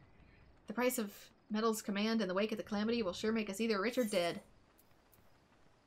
Alright, leather leggings. They're not shoots? Boots? Excuse me? I mean, it's better than what I have, so...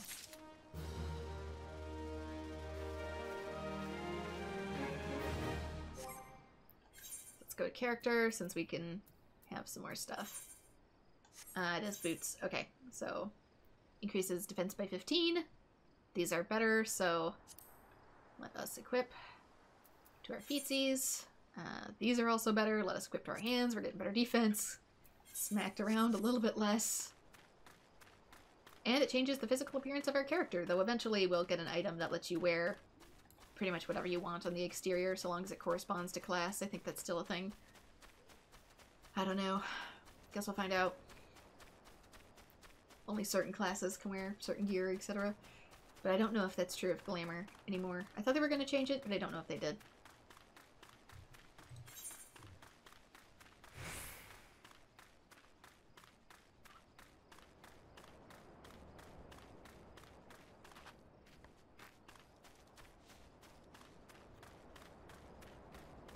Yeah, you're going to be changing your weapons and armor every 5-ish levels, but if you go more than 10, you're going to be in trouble, so make sure it's usually never below 10 levels for a Realm Reborn. This might be new in later expansions, but for this one, yeah, all the eggs and milk in the world don't matter without a lick of flour. Excuse you, but eggs and milk by themselves can be just fine. Not that flour's any good on its own, mind you. The Galagos just hoard whatever they can and get their filthy paws on. Actually, flour can be good on its own. Flatbread. How did you people survive the apocalypse? But now we've got the whole kit and caboodle thanks to you. It's a relief you were around, but at the end of the day, we're still utterly unprepared should this sort of thing happen again. Alright. Give me the, Okay, so this one on the left, see how it's separated? You will always get this one on the left, but then you have to choose what you want out of these. And I want the headgear.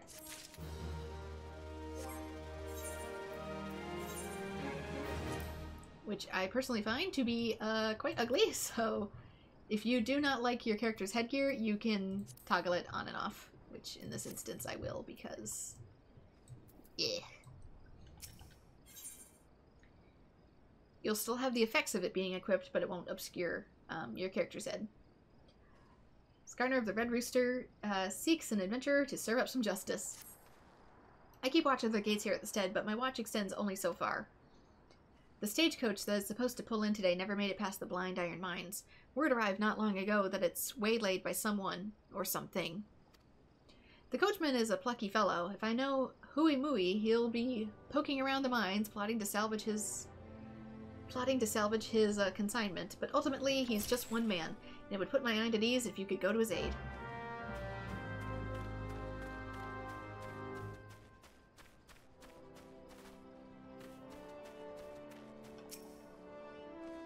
Indeed, the Kobold's steady incursions warrant wariness, and now they frighten my poor little lamb, the soul I love more than any other on two legs. We must summon the Yellow Jackets at once. I shall pen them a missive warning of a stiffer to the Kobold's advance. You must deliver it to Latagran checkpoint. There's no time to spare. To reach the Latagran checkpoint, go first to the Blind Iron Mines. Bronret will guide you from there.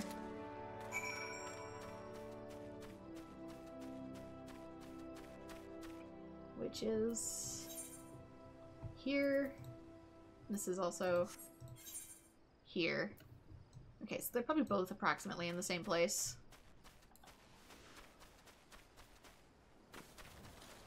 Hence, away we go!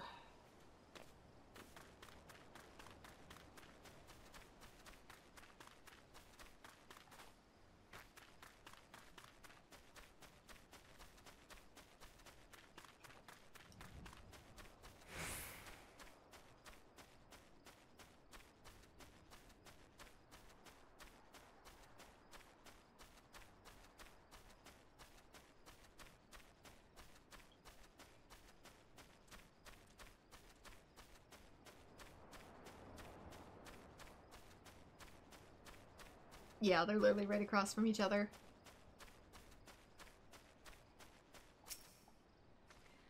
Found the Latagran checkpoint? You've come to the right mines. You'll find most innocents in the dark will leave you be, so long as you extend them the same courtesy, but kobolds can be a bit more belligerent. Still, nothing an adventurer of your fearsomeness can't handle, I suppose. It's because kobolds are sentient. You must be help that Skmar sent. I thought you'd never get here. The kobolds stuck me up and skedaddled me garments, but don't you worry, none. I'm fixing to get them back so we can get them back. All you gotta do is mosey up to the stagecoach they hit and peek in, and you bet your bottom gill those kobolds will come for a calling. And once those critters come out, thwack, you pop them in the jaw and snag the loot. It's foolproof. As long as I'm powerful enough. Thankfully, I've increased my defense, but my offense still uses a bit of work.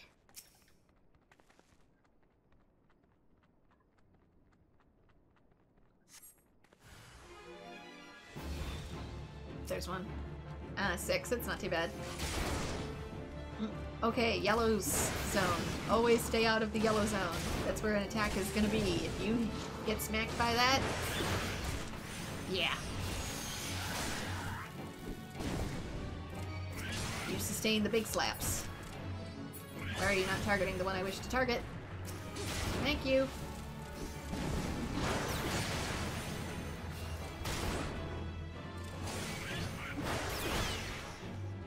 However, the damage done by the orange only is dealt as the mark goes away. So you have a little bit of time to get out of range.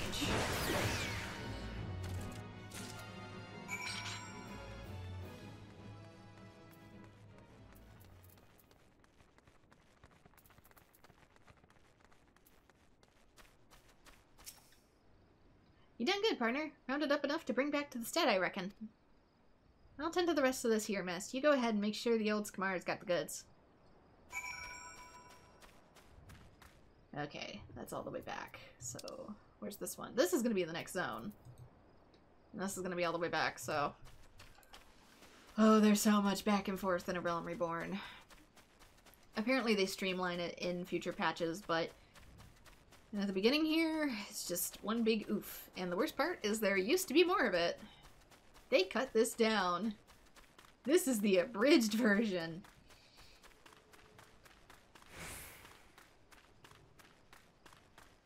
So, you know, good luck with that.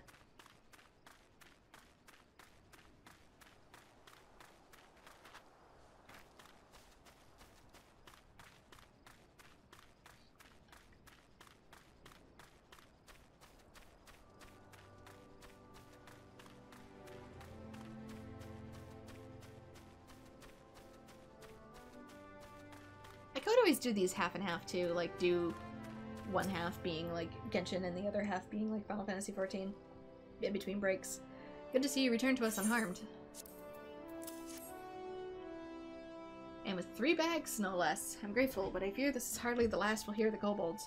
They've been growing more restless in recent moons, and this trend is likely to continue. Enoch must be appraised for the incident. War is at our doorstep.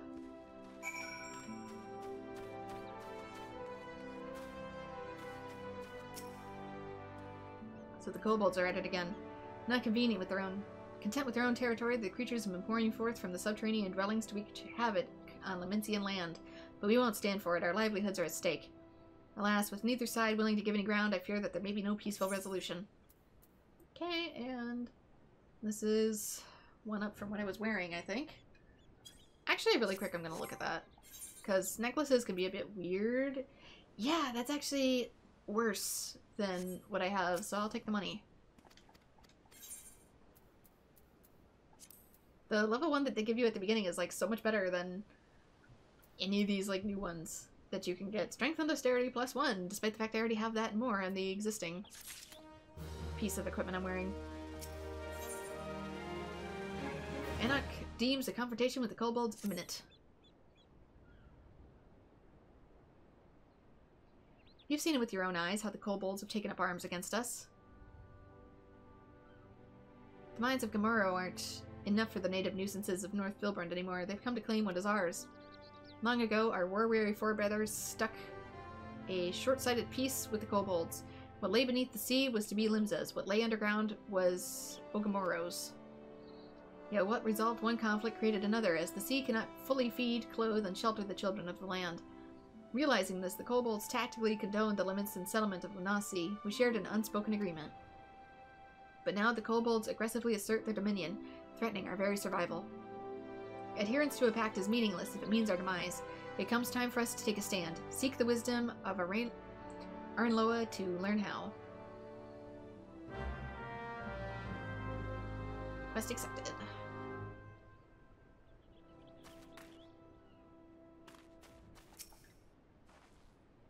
So, Enoch has at last abandoned the naive hope that the kobold menace would abate of its own accord. Their numbers have increased manifold as they expand southward. The food shortages have spurred overpopulation to quicken the cycle of aggression. A common beggar would know better than to expect foodstuffs aboard a stagecoach bound for the stead, but the filthy scamps grow desperate. We need only set the bait, and their hunger will be their undoing. Tell Enoch to make the arrangements. You tell him, he's right here. Ingenious. We'll trap the hungry kobolds as one would any rodent. And I know just a bait to set. The Skarnar to set aside some dodo meat from the next shipment. And a bit of that in blind iron mines, and the little gluttons won't be able to resist.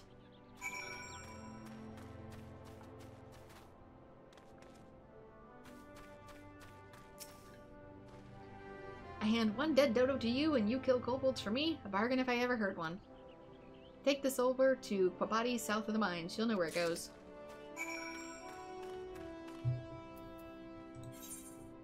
Okay. Yep, over at the mines.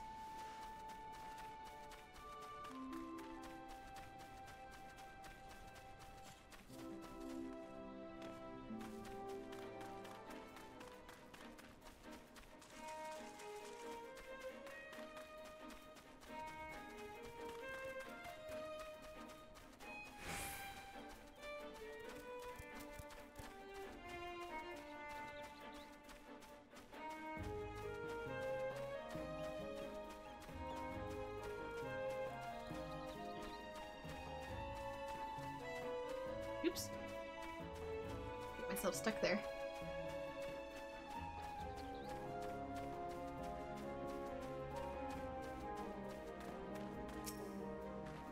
Good to see the Red Rooster Stead hasn't turned chicken on us.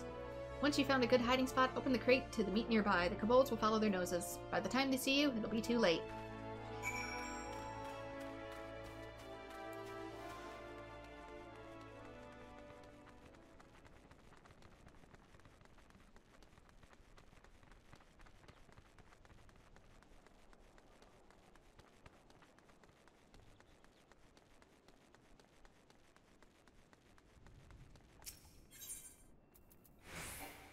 Is it? No. Crate of meat.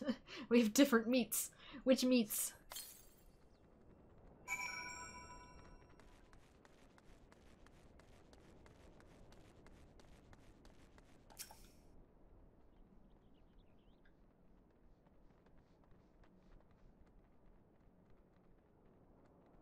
And just let it run itself down. You sense a hostile presence. Kobolds. Another one of the beast tribes. Monkey beasts.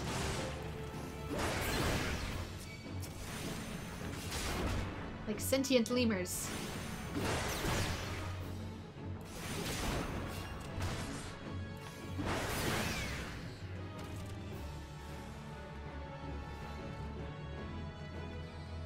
So let's go over here, but... Oh, there is one. Doggone it. It misled me.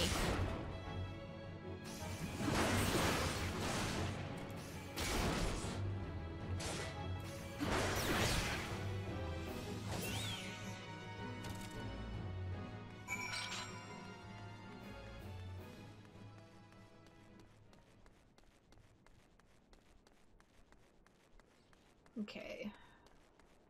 Now we're to report of the kobolds. Back to Anik. Wish there was a teleporter right here, but no.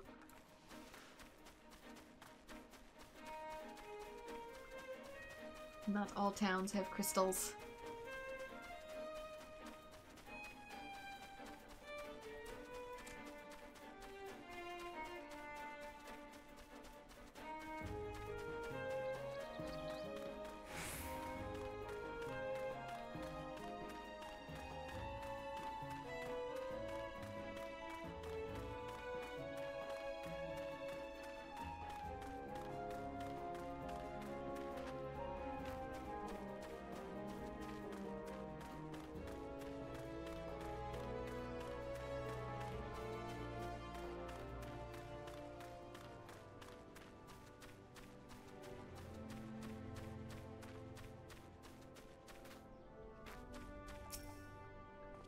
You've done it. I expect no less.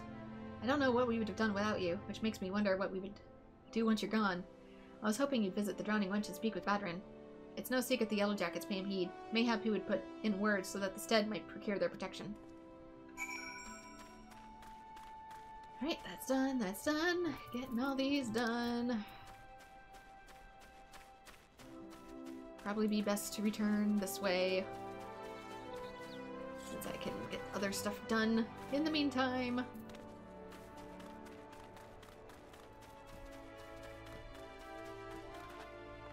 And I'm not likely to get my butt kicked at my current level.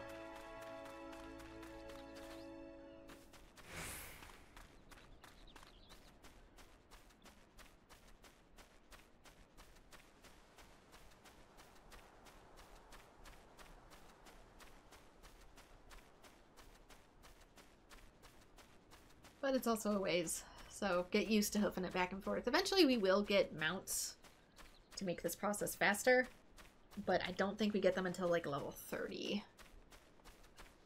So, about a third of the way there.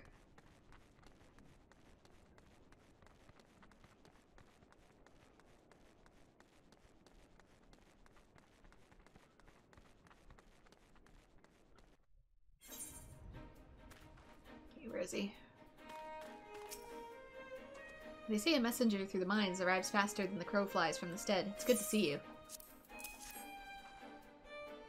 I hadn't realized the extent of the Kobold menace, but Mogrim's missive has opened my eyes. Should we fail to bolster all patrols of the Limsa lowlands now, we stand to lose the region altogether. I have not forgotten when the kobolds sought to seize the west. It would be best for those there to know the former nemesis has resurfaced. Though Stalrin no doubt remains vigilant, I would ask you to visit Summerford Farms and remind him that sleeping dogs may not be content to lie. So you're probably thinking, they're just monkeys, how bad could it possibly be? But we'll get to that. It can get bad. It can get very bad. You do not know the extent of the bad. But you will eventually.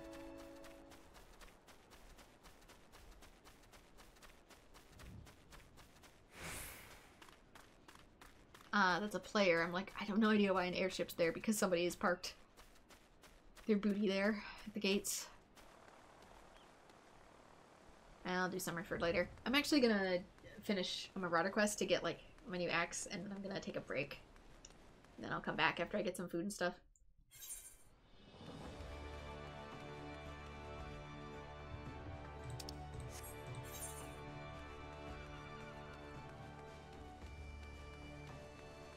Okay, so there are lots of quests in here apparently that I need to get done. Let us... And they all look to be potentially on the upper levels, so... Very well. Where's the elevator?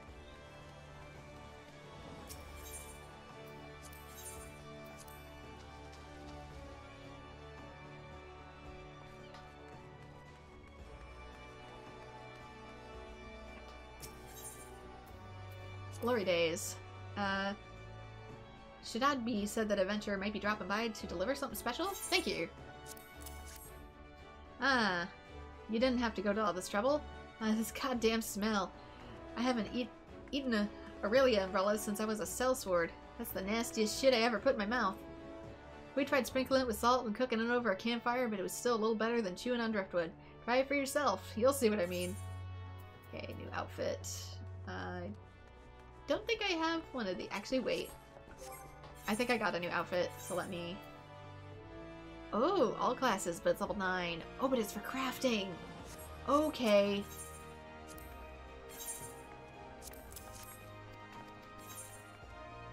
Then I'll do my Disciple of War one, that's fine. This is for all classes level 5, but its base stats are for intelligence and mind. At the beginning here, it's almost always going to be exclusively like one for Disciples of War and one for Disciple of Mind. It'll start to change as we go, but bait and swat. So the Stead's in over the heads with the kobolds, are they? Just wishful thinking to believe that the mine rats would stay put in Old Gormo. Any barkeep can tell you rodents want to spreads. This wave just comes sooner than reckoned. The pact was a farce. No handshake ever solved a blood feud. We just needed to lick our wounds was all. For a while was all. Well, I suppose they're all healed up. Even the Maelstrom's taken note of how the rascals run rampant. You can be sure they're hoarding crystals to summon Titan, and gods help us if they do. Limsa will look back on these pretty thieves and skirmishes as the good old times when that day comes, I tell you. And there won't be a company of heroes around to answer our prayers this time neither. Well, an ounce of prevention's worth a pawn's a cure. I'll talk to the Yellow Jackets and see if they can slow the kobolds' advance on the stead. And a ring. Again, I don't think it's worth it, so I'll just do money.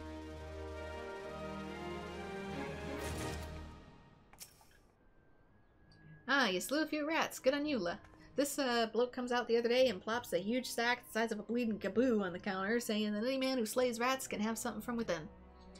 When I inquires as to why, all he says is the damn noise they make when they scurrying about drives him insane. If you ask me, though, he was already a bit touched. Something tells me the poor lad'll never find peace. Yeah, relatable. So, leather eye patch, but it's worse than what I currently have equipped, so I'll just ignore it for now and go for the money.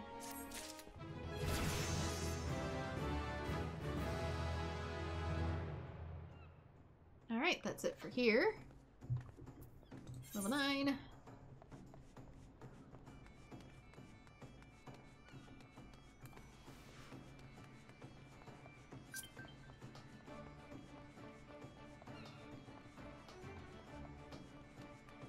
Yeah, some people hand out free companies, like their candy, but I'm not gonna be taking any. Sorry, guys.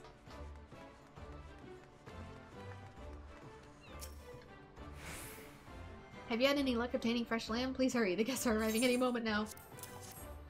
Probably not fresh anymore, but hey. 4 slices of fresh lamb and right in the nick of time. Thank you ever so much. It's times like this I feel fulfilled by my role. I used to be a chef myself, you see, but my skills weren't quite up to par. So when the Bismarck expanded operations, I asked to be made its provisioner instead. This way I can still be part of the business in spite of my shortcomings. Okay, how about this? Worse, so...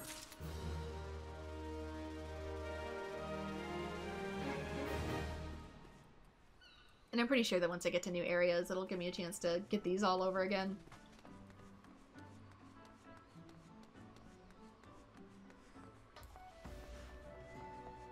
And if not, I'll just smithy myself some.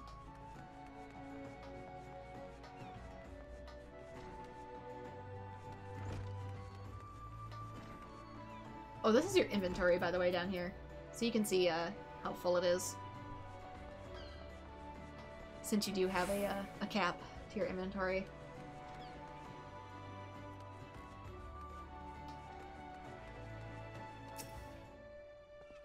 You return to me a different person. Already your face shows a harder cast, a realization of the slaughter of which you're capable. But there's much training to be done before you'll wield this axe to its fullest potential. Learn your lessons, build your strength, and make of each swing an instinctive act. You shall have this hunting log to aid you in your endeavor. Its pages are marked with opponents suitable to honing your skills. There are, of course, a myriad of methods by which you might improve your techniques, but when the way forward is not readily apparent, the log provides a reliable source of challenges. Every blow of your weapon will clear up another step towards the mastery of the Marauder way. Incapable, relentless, such must be your momentum on both the practice grounds and the battlefield. The next Marauder quest will be available from Rinzoin upon reaching level 5! Yeah, about that. Hunting log obtained. I'll explain that in a second. The hunting log is a record of your completion of tasks involved by slaying certain creatures. By completing these tasks, you will earn rewards and unlock new challenges. The log can be accessed via the logs in the main menu. Every job class is going to get one, and when you take on new job classes, you're going to get more entries in your hunting log. Once the log is open, select a class and difficulty to view the available challenges for that rank. Each challenge is marked with a class name and number, such as Lancer number 1. Below that name and the number, you will find the target, as well as how many of the target you must defeat. Hovering over the target name will display one of the areas in which the target can be located. Targets indicated in your hunting log will have a special icon above their display name, marking it easier to locate the creatures, so it kind of looks like... I think it looks like a target reticle. Basically, if we go into... Where is it? Armory... Gotta sort logs, here we go. Hunting log, here we go. You're going to have different ones as different classes. So obviously I only have Marauder. But when you slay these, you're going to get like bonus experience and stuff for hunting down the monsters. I might do some of this in my own time, and I might do some of it on stream. It really depends where I'm at with all this, but it's going to have you going absolutely everywhere. And it's just a nice boost of experience to help you get through the game a little faster. Alright, so did I get my new axe? Hang on. I did not. So, right here is probably where I'm going to take a quick break and stop recording for the first video. I'm going to be right back, but since it is noon, I'm probably going to go about till 5 today. So since it is noon, I'm going to take a quick break to do stuff, eat, replenish myself, and since I'm in a safe zone anyway, that'll boost my experience while I'm gone. So in that time, I'll get a few things done, come back, and do more game, because I really want to get further in this to be able to let myself off the hook. And in the future, I might do like this game in the morning, or like Genshin in the evening, that sort of thing. I'll probably actually do Genshin first and then Final Fantasy, just because that's easier, but we'll see. I'm gonna pause everything for now and go do some stuff. But if you're watching this on YouTube, this is probably going to be where I'm going to end the video. So for those on YouTube, thank you to everyone who has joined. If you want to see more Final Fantasy XIV in the content, feel free to like and subscribe, and I hope to see you all in future streams. Bye-bye!